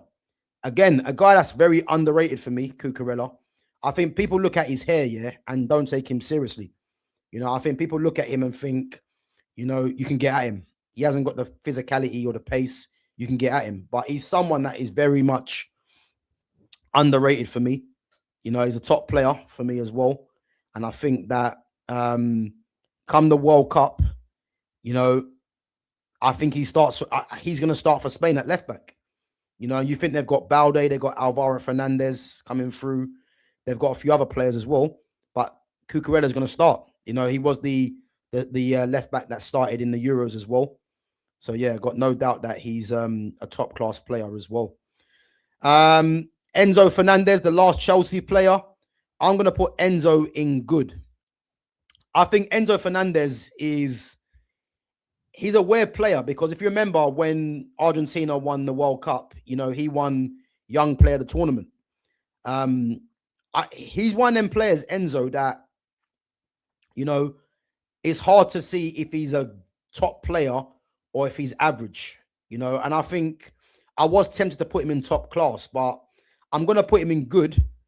But I think he's someone that, you know, depending on what happens next season or even for the rest of the season, he could easily be in the top class. I don't think he's world class, but he could be good or top class. No problem. Moving on to Man City. Phil Foden. Now, Phil Foden, when he first broke on, was looking like a world-class talent in the making. But as I keep saying, yeah, Phil Foden's level has dropped. You know, as we know, Phil Foden is a very good footballer. He is. But there's no denying that the likes of Cole Palmer have surpassed him, you know, in the England reckoning and in football in general. And it's one of them things, has Phil Foden actually, has his career actually stalled? Like, I think Foden's a top player. He is a top footballer, as Titanium has said, yeah. But with Foden, I just don't think Foden's kicked on as much, you know. Like, because by now, Foden should be a bona fide starter for Man City. But as you can see, he's not even guaranteed a start for Man City now because of the amount of quality they have. But the pathway that was meant to be for him, he should be they were saying about him taking over from De Bruyne, taking over from Bernardo Silva, you know, from David Silva. But yeah, I don't think he's gone to a level that many predicted. So I'm putting Foden in the good bracket. Erling Haaland. Now, this might shock people, yeah? This might shock people. I'm putting Erling Haaland in top class. And the reason why Erling Haaland's not in world class for me is because Erling Haaland, he has got better, yeah? But his all-round game isn't of a world-class level. Because if I'm putting Harry Kane in there, Harry Kane has a world-class all-round game and he gets numbers. Haaland gets numbers, but doesn't really have an all-round game like that. Even though he is getting better, by the way, yeah? So I think it's only fair to put him in top class, regardless of the numbers, in my opinion, you know? Omar Marmoush. You know what? I'm going to put Marmoush. I'm going to put Marmoush in top class, which might surprise people because he could be in the good, he could be in top class. But I think Marmoush has got a lot of quality to his game. You know, I think he's a very good player, Marmoush. You know, and the fact that, you know, Haaland didn't play against Newcastle, Marmoush gets 2 goals. I mean, his second goal, what a strike. Like, he's a top player, man. And I think people sleep on Marmoush because when you think of the striker for City, it's Haaland. You know, Marmoush can play in the 10. He can play as a striker, can play on the left. But I definitely think that he's someone that is underrated. You know, and for me, he's a top class player because he's got pace, he can strike the ball, you know, he can score goals, even though he hasn't been that clinical, I don't think. You know, he's technical as well. So yeah, he can dribble. Like he's got a lot to his game, Marmoush, you know, and obviously now he's the main player for Egypt, obviously because Salah's on his way out. But he's a very good player, man. So yeah, I'll put him in the top class. Jeremy Doku. I'm going to put Doku in decent. Yeah. Now, Doku probably produced, one of the best winger performances against a top club that I can remember against Liverpool, because he was a problem. He's unplayable. You know what I mean? But with Doku, even though he did put in one of the best winger performances, for me, Doku is very hit and miss. You know what I mean? He's someone that he's got the pace, he's got the strength. You know, he can dribble, you know. But again, when I say he can dribble, his dribbling is more based on the pace of it. You know, he's not an intricate dribbler. But for me, he flatters to deceive. And I believe he's only got something like, has he got something like one Liga or something like that, which is poor. And again, you know, he's not really someone that I look at and think, this guy's an absolute world beater. I think he's got his strengths and weaknesses, which is why I've put him in decent. Who's this? Is that Josko Gavardio? Yeah. Is that Gavardio? Yeah. Josko Gavardio. Gavardio for me is world class. Definitely a world class player for me, Josko Gavardio. I think, again, he's a player that's slept on. I know he's out injured as well. And I believe if he wasn't injured, Man City would have more points on the board in the league. I think he's that good, Gavardio. You know, he was rated highly, you know, when he was at Leipzig. You know, centre-back by trade, but can play left-back as well. The fact that he's playing more centre-back, you know, that was always the thinking, because if you think of Ait Nouri there now, obviously O'Reilly's come through at left-back. Gavardio can play more centre-back now. And for me, him missing, if I reckon if he was still fit, you know, they'll have more points on the board for me. No doubt. Ruben Diaz. I'm going to put Ruben Diaz in. I'm going to put Diaz in good. Ruben Diaz. I think when Diaz first come to Man City, you know, he was looking at one of the best centre-backs in the league, maybe in Europe. But I think the injuries, you know, loss of form, he has kind of declined a little bit. So, yeah, man, I think Diaz goes into good for me. Tijani Reinders. I rate Reinders highly. I think at the moment, you'd have to say he goes into good. You know, he could be top class as well. You know, I'm thinking of putting him in top class, but I'm basically putting him in good because, you know, coming from AC Milan, you would have probably thought he would have nailed down the position in midfield because they're light in that area. But he's obviously seen as an impact sub. And he has done decent when he's come onto the pitch. I think Pep's probably found a position for him now because you can see he's more attacking than he is defensive. But I think good at the moment, but he can be top class for me. I think next season he can go on to be top class. Rodri, again, no-brainer, goes into... One second, what's happened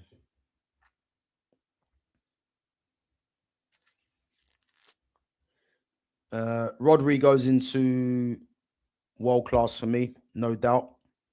One of the best DMs in the world. I know he's suffered his injuries, but you cannot put Rodri not in a tier list, not put him in world class.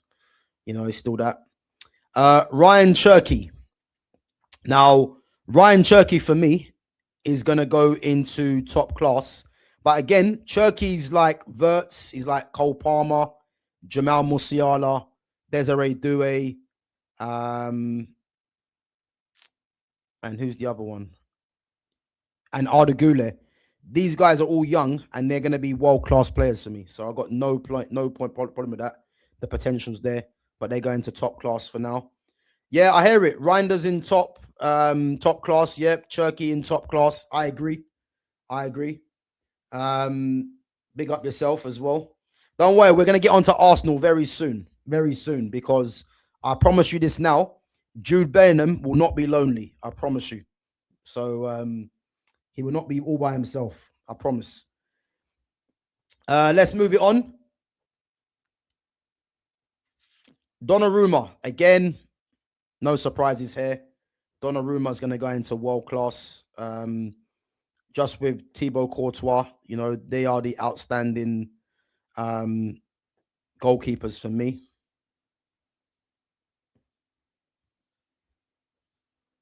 Where's he gone?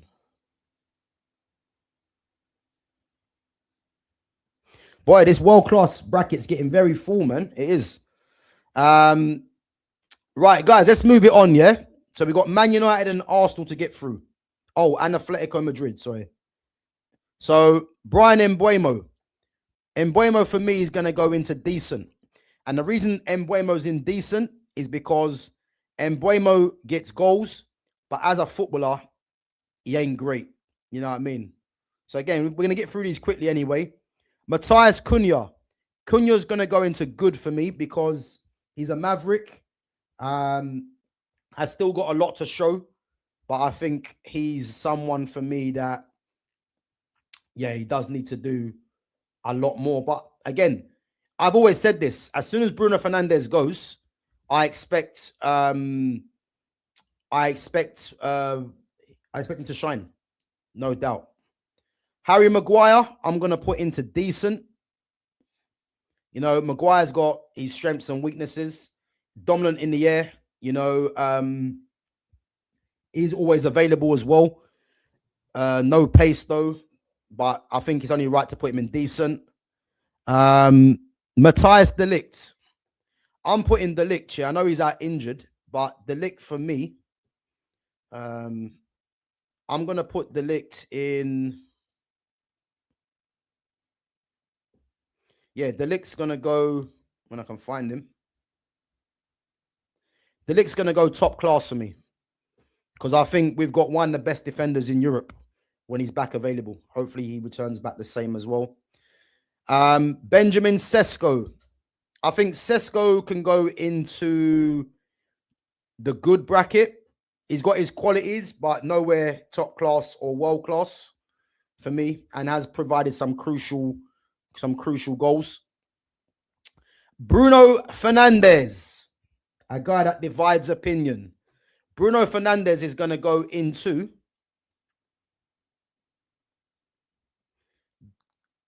decent. I'm putting Bruno in decent, and the reason I put Bruno in decent is because, you know, Bruno does get you numbers, but I've watched Bruno ever since he come to the club, you know, and as an actual footballer, you know, he's a moments player, you know, but he has very bad moments more than he has good moments, you know. I think people look at him as being someone that gets a lot of numbers because he takes the free kicks and the corners, etc. But for me, I put him in decent. I don't think he's poor, you know, but I don't think he's anything better than decent for me. You know, you could probably say good, but I just think he's a decent player. You know what I mean? Let's move it on to Arsenal. So, Urian Timber. I actually think Timber's one of the best right backs in Europe. I'm going to put him into good. Again, guys, I'm going to just run through these, yeah? Martin Zubimendi, I'm putting him into good. Kai Havertz, I'm putting him into decent. Declan Rice, I'm putting him into decent.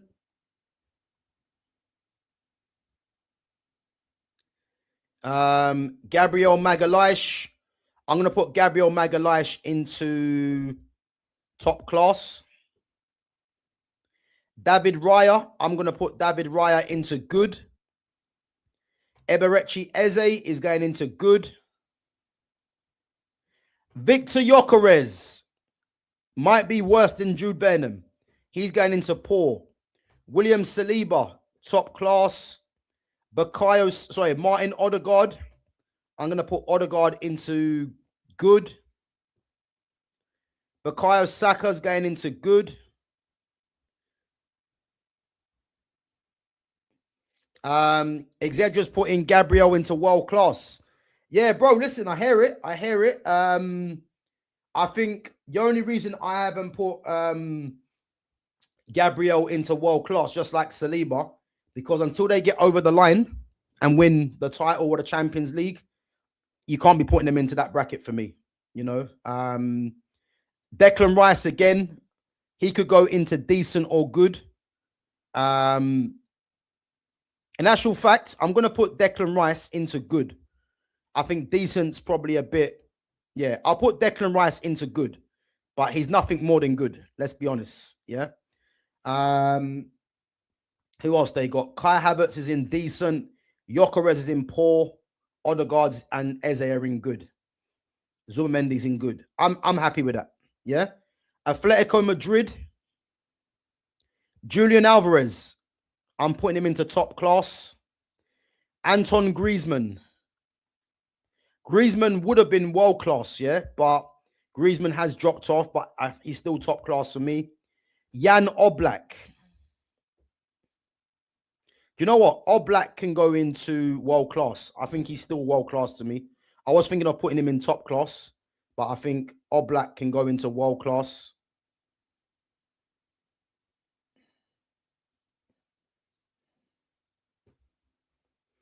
I don't think I can get him in there, actually. I can't even see the screen. Bear me 1 minute, guys. Okay, yeah, got him. So, yeah, Oblak for me will go into world class.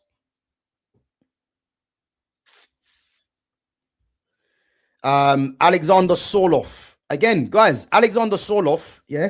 Let's see if anyone knows, yeah? What club did Alexander Sorloth play before? Who's Alexander Sorloth at in the Premier League? Let's see if anyone knows in the chat. Who did Alexander Sorloth play for in the Premier League? And let's not Google it either. See if anyone remembers.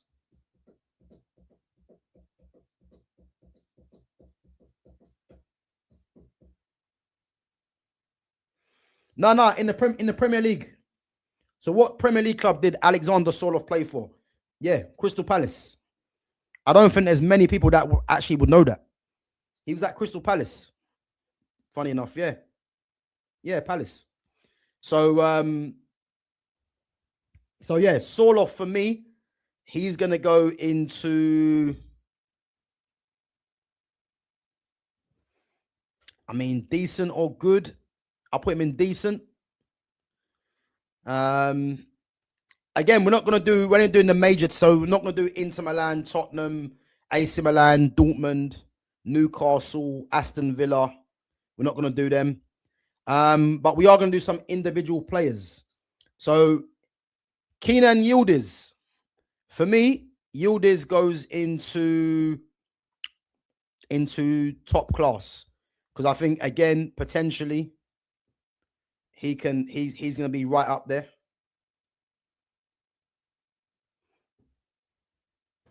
Let me just put his name in there and move him up. So Yildiz for me is definitely going to go into top class. Again, potentially can be world class because he's a very good player.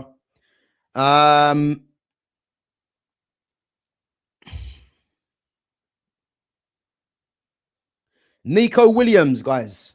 I'm going to put Nico Williams into decent. I think Williams, he's just got pace. He's got pace. And that's about it, really. I don't really see Nico Williams as no sort of world beater. I'll have to be honest. He goes into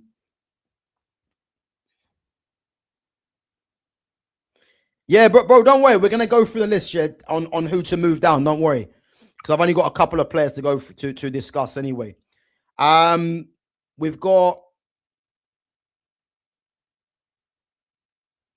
two more players to go through. Yeah, Mason Greenwood. Now, Mason Greenwood for me, yeah, I'm gonna put Greenwood into top class. But I believe his next move is going to be, I mean, I love it to be back to Man United, but I don't think it's going to happen. But Mason Greenwood's next move is going to be either Barcelona, Real Madrid, Bayern Munich, PSG. I expect him to end up at one of them 4 clubs. And then once he does, he'll go straight into world class. So he's in the mold with the likes of Florian Wirtz, Kenan Yildiz, Cole Palmer, Arda Güler, Jamal Musiala, and Ryan Cherky and Desiree Doué, like potentially world-class players. And then the last player we're going to discuss, I was thinking Paulo Dybala, one of my favorite players. Sandro Tonali, guys. Sandro Tonali. Now, Tonali, for me, I'm going to put Tonali in top class, but Tonali, again, for me, can be in world class as well. So, yeah, guys, listen, that is the list all done. As I said, it was the top teams, the top teams around Europe, and then obviously a couple of individual players as well. So let me just run through it now. I'm going to put it on my screen just so you guys can see. Spare me 1 minute. How can we put this on there?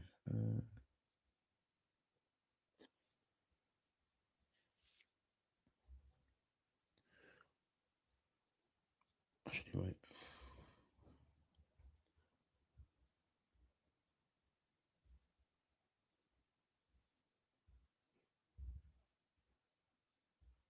Right. Let me just put the layout a bit bigger. So, guys, just going through it quickly now, just so you guys can see the screen.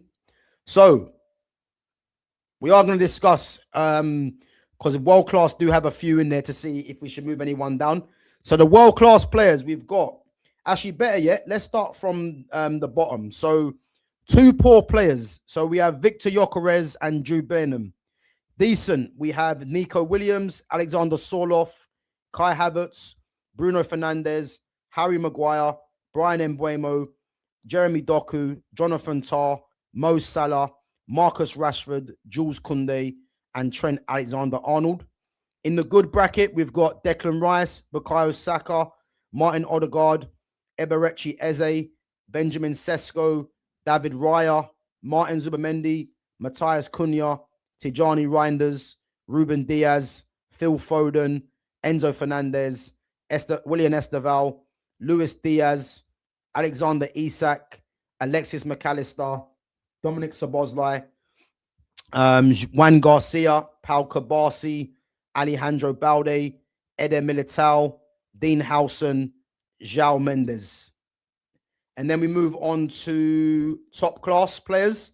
We've got Sandro Tonali, Mason Greenwood, Kenan Yildiz, Antoine Griezmann, Julian Alvarez, William Saliba, Gabriel Magalhaes, Jurrien Timber, Ryan Cherky, Matthias de Ligt, Omar Marmoush, Erling Haaland, Cole Palmer, Marc Cucurella, João Pedro, Joshua Kimmich, Jamal Musiala, Alisson, Hugo Ekitike, Virgil van Dijk, Florian Wirtz, Ryan Gravenberch, Robert Lewandowski, Rafinha, Arda Güler, Federico Valverde, Aurelien Tchouameni, Fabian Ruiz, Marquinhos, and Desiree Doué.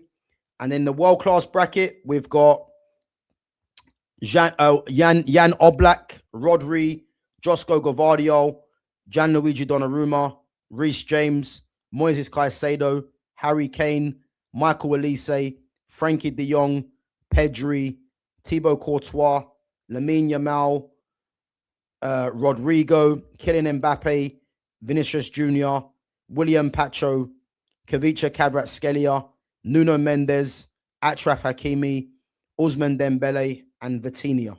So that's our full list. Let's go through the chat. Guys, is there anyone from any tier that you think should be moved up or down? Is there anyone from the world class category that you think? Before we wrap it up, let me know.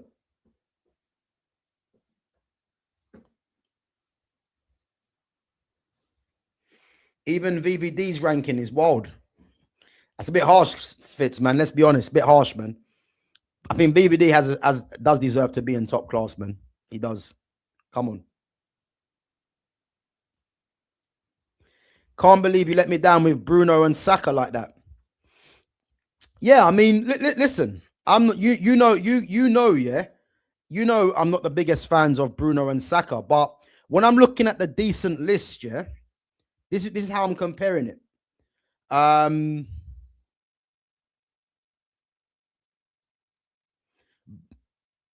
Bruno's in decent, Saka's in good. I won't say they're poor, like, because Bruno and Saka, they do have at least something to their game. For me, Jude Bellingham and Victor Gyökeres, I don't see any benefit to them, to their game. That's why they're in poor. So yep, Kovacic is in world class, 100%. I think there should be a category between good and top class. Give me an example, bro. What do you mean? Give me a player who's good and who's top class, and we'll see the gap.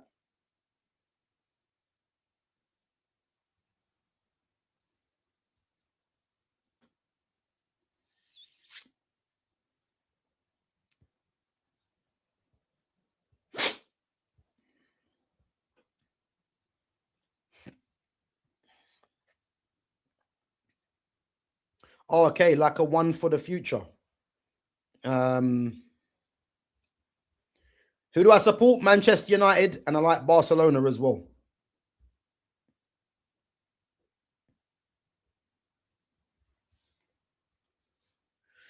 Big up.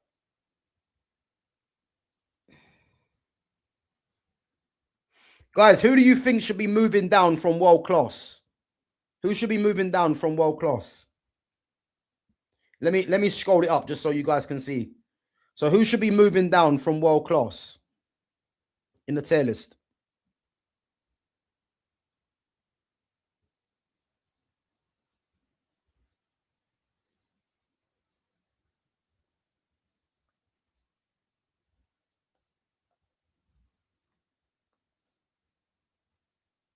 Yeah, big up, man. Big up. Guys, make sure we're smashing the likes as well.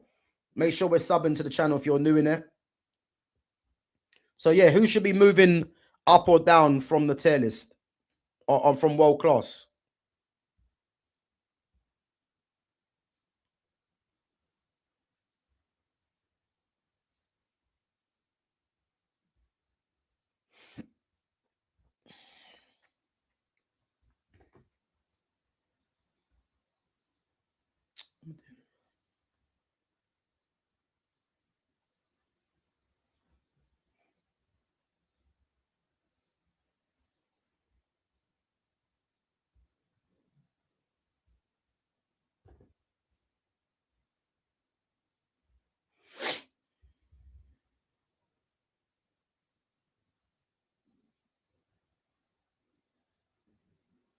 Guys, let me know who should be moving down from the world class tier that you think.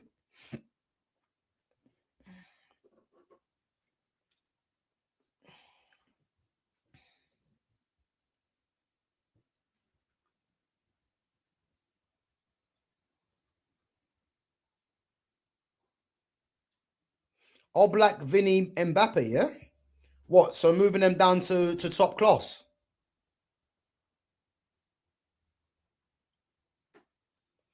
I hear it. I do hear it.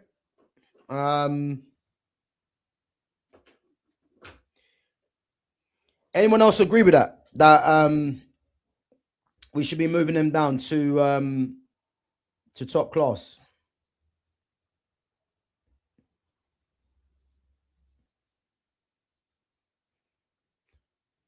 What do you think? Oblak's dropped off a bit, yeah? All right, let's move Oblak down to top class then. I'm happy with that. Even though I do think Oblak is good.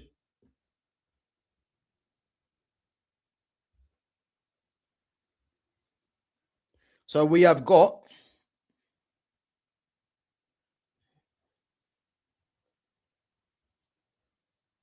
So guys, we've got 20 players that are world class.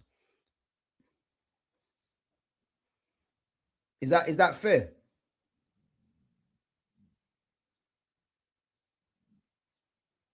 What, move Haaland down, yeah?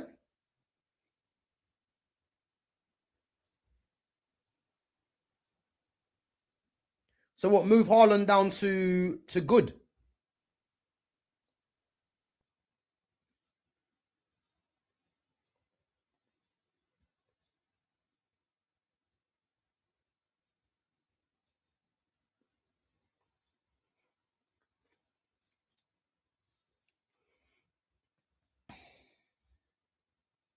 Rest is perfect. Yeah, Fitz, I hear it, man. I do hear it because Haaland's all-round game ain't great. To be fair, it has got better, but that's literally because I think a lot of people would say that Haaland would go in world class, and I think for me he'd probably go in top class because of his goals. But guys, bear me 1 minute, yeah, 1 minute.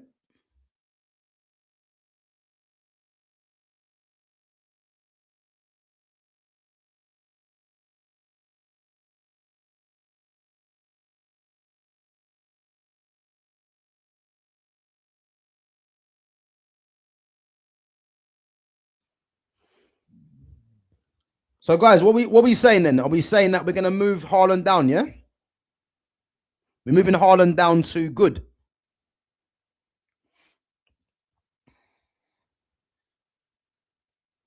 Before we wrap it up, guys, what are we doing? We're moving Haaland down, yeah. Gab, are you still doing that next gen 50 series, or is it done? I mean, to be fair, I've started doing the greats of the game, but if there's any players that you guys would like to see me discuss, then yeah, put it in the chat, man, and I'll get that down.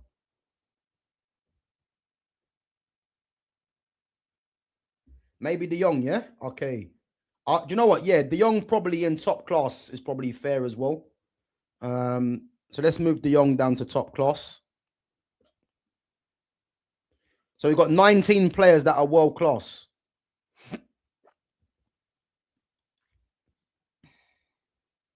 Do you rate Samu Agahawa? Omarodian. Omarodian's just a physical threat, man, to be honest with you. He's a target man striker. I actually do think he's going to leave Porto, though, this season. I don't rate him like that, but I think in the Premier League, he could actually be good in the Premier League. He could actually be good. So, guys, just to recap, yeah. Big up Verbic says Rafinha. Yeah, Rafinha is in top class for me. Guys, just to recap before we wrap it up, yeah, just going to run through the players again, just to make sure we've got everyone in the right tier, yeah, to make sure that you guys are happy with this as well. So the world-class tier, we've got Vitinha, Dembele, Hakimi, Nuno Mendes, Kvaratskhelia, William Pacho, Vinny Jr., Mbappe, Rodrigo, Yamal, Courtois, Pedri, Elise, Harry Kane, Caicedo, Reece James, Donnarumma, Gvardiol, Rodri. Are we happy with that, yeah? Nah, listen, Verbic, man. Rafinha's not world class, man. He's not world class. He got numbers, but numbers don't make you world class. He's not world class. Guys, that world class list, man. I know Verbic's not happy, man, but he's just coming to the chat now. But Exagero, that's cool, bro, yeah? Okay. Let's move on to... Yeah, cool, man. Let's move on to top class. Make sure we're all happy with this. So we've got Desiree Doué, Marquinhos, Fabian Ruiz, Frankie de Jong, Aurelien Tchouameni, Federico Valverde, Arda Güler, Rafinha, Robert Lewandowski, Ryan Gravenberch, Florian Wirtz, Virgil van Dijk, Hugo Ekitike, Alisson, Jamal Musiala, Joshua Kimmich, João Pedro, Mark Cucurella, Cole Palmer, Erling Haaland, Omar Marmoush, Matthias de Ligt, Ryan Cherky, Urian Timber, Gabriel Saliba, Julian Alvarez, Anton Griezmann, Kenan Yildiz, Mason Greenwood, Sandro Tonali, Jan Oblak. Are we all happy with that one, yeah? With the top class category. Now, Mark Guay, he's not in there. I'm only working with the list that I've got here. Have a look at it. Have a look at it, man. You can see. Vinny's in there, yeah, world class.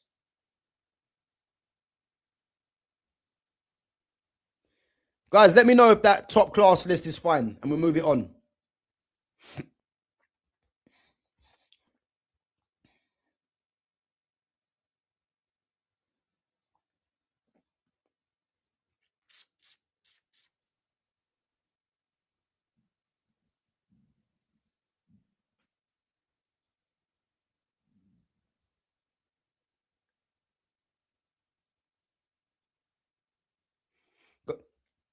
Guys, give me a thumbs up if that top class list is fine, just so we can move it on.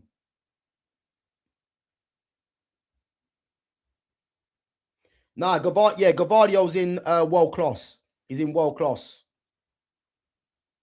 100% Gavardio's in world class.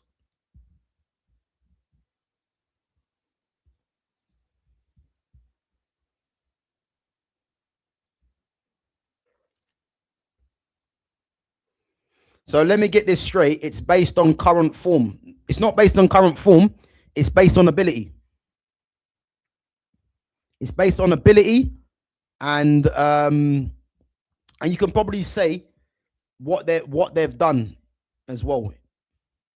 But more, I would say more ability, or what they're doing now. I would say.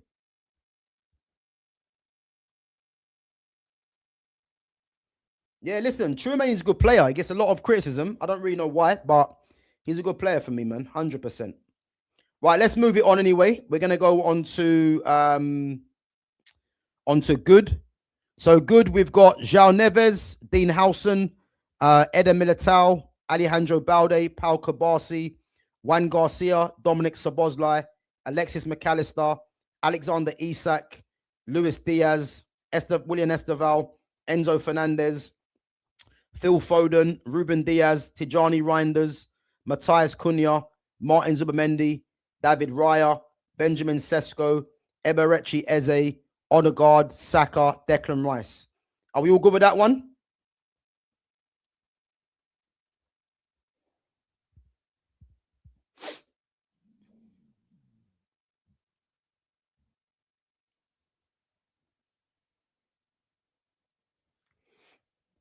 Yeah, big up Verbic, bro. Nah, it's about quality, man. It's quality over what they're doing right now as well. So Reece James is the best right back in the world with Hakimi, so he has to be in world class. Lewandowski's a top player, but he has dropped off. And Gavardio's world class, man. BVD's struggling at the moment. That's why he's in top class.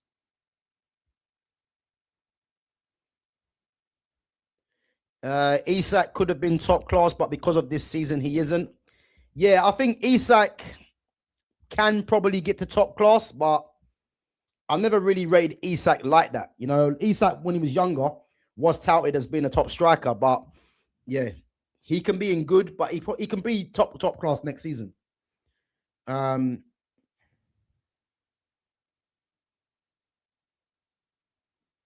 So I agree with Rice in good. Like people say, yeah, Declan Rice is nowhere near the top 3 midfielders in the world. It's crazy to be even saying that. But yeah, Declan Rice is in good. Okay, let's move it on. Decent. So we've got Trent Alexander-Arnold, Jules Koundé, Rashford, Salah, Jonathan Tah, Jeremy Doku, Mbeumo, Harry Maguire, Bruno Fernandes, Kai Havertz, Alexander Sorloth, and Nico Williams. Are we all happy with that one, guys? We all happy with that? Exactly. You think Odegaard should be indecent, yeah? You know what? I think Odegaard, as a footballer, is a good footballer, but he does flatter to deceive.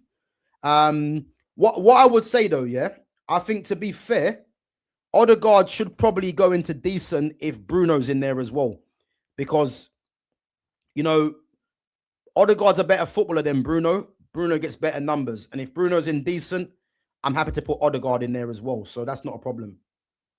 That's not a problem.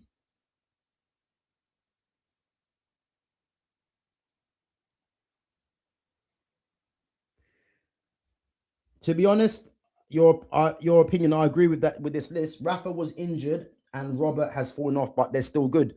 Yeah, listen, that's why I've got them both in top class. That's what I'm saying. They both can't be world class for me. They're both in top class. And again, top class doesn't mean that you're not good. It just means you're not at the absolute elite as the other players. Yeah, I mean, Nico Williams could. I mean, I put Nico Williams in decent because even though I don't think he's great, he does have some sort of qualities. The two players that are in poor, which you're going to see right now, which is Jude Bellingham and Victor Gyökeres. I'm happy with them being in poor because I generally don't think they offer anything. So I'm happy with that. I'm happy with that. You should make one for like 2010 players. Listen, big up to Craven Cottage. You know what? Yeah, I'm gonna try and see if they've got a list of that. I'm gonna actually check that out after I finish the stream. But in actual fact, let me check it now. Yeah, as I'm on stream now. Because if there's one, then I'll definitely do this again. Let's have a check.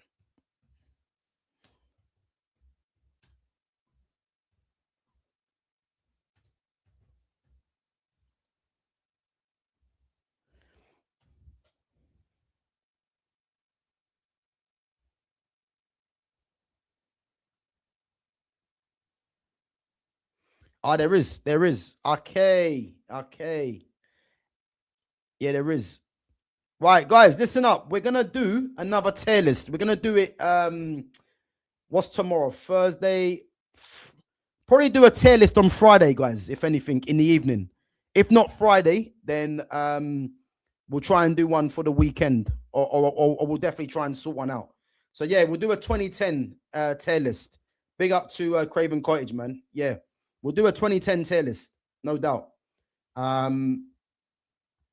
Please show us poor. So poor is here, man. No worries. There's your poor. Jude Bellingham and Victor Gyökeres. Gyökeres is actually scoring while Nico has barely 5 GA. But again, at least Nico Williams has pace. You know, he can threaten a fullback. Jude Bellingham and Gyökeres, I don't know what they give us, man, personally. So, guys, is everyone happy with Gyökeres and Jude Bellingham in the poor category? Or do you think Nico Williams should be in there as well? Or anyone else? Before we wrap it up.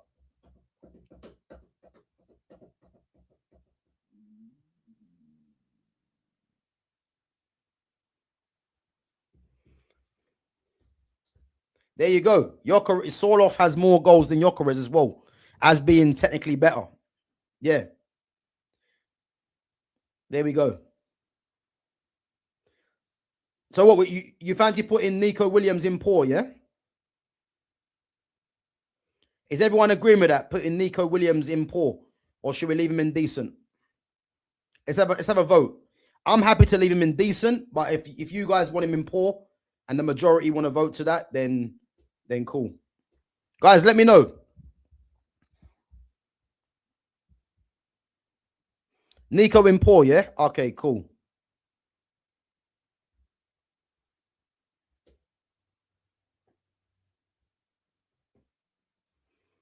Okay, so we got Jude Bellingham, Victor Gyökeres, and Nico Williams as poor. Is everyone happy with that, yeah? Cool. Nico should be below. Yeah, okay. Yeah, we've done that. I'm happy with that, guys. I'm happy with that. So, guys, are we all happy with that tier list, yeah? I'm not, but it's okay. Big up to Verbic, man. Listen, I know you was expecting to see some of your players a bit higher, man, but we have to be honest, man. We have to be honest and keep it real, man. Like, you haven't got one player that makes world class, not one. You got Gabriel, Saliba, and Timber. You know, they're three players, as I said, and I've always said this. They're on the cusp of getting into world class, but they've got to get over the line. So that's what I would say about that. And you guys have got a tough game tonight against Leverkusen. So let's see what you guys can do on the world stage, or the European stage, should I say? You know. But guys, listen, we are going to wrap it up. We are going to be live tomorrow, guys, at 8 p.m. for our weekly schedule of the all-time 11s. Obviously, tomorrow it's going to be Man City all-time 11. So obviously when the takeover started, so we're going to do it from that period.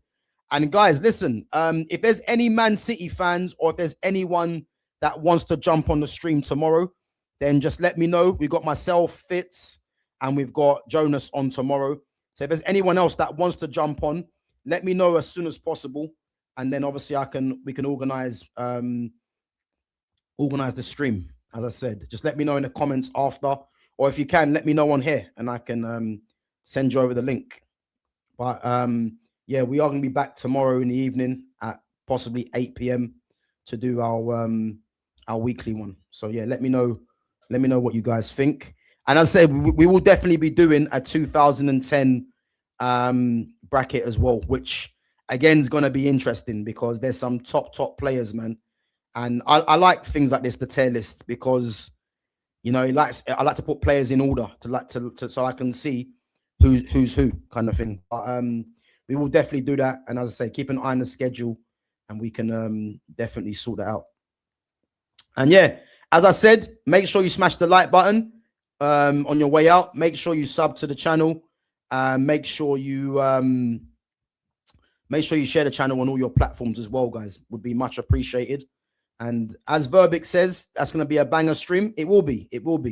But as I said, we are going to be back tomorrow at 8 p.m. And as I said, if you do want to jump on, let me know. If not, then yeah, hopefully catch you guys tomorrow at 8 p.m. And as I said, keep an eye on the schedule, on my notifications to see when I'm going live. But other than that, big up to yourselves for coming through each and every time. Make sure you smash the likes. Make sure you sub to the channel. And I'll catch you guys tomorrow. Take it easy.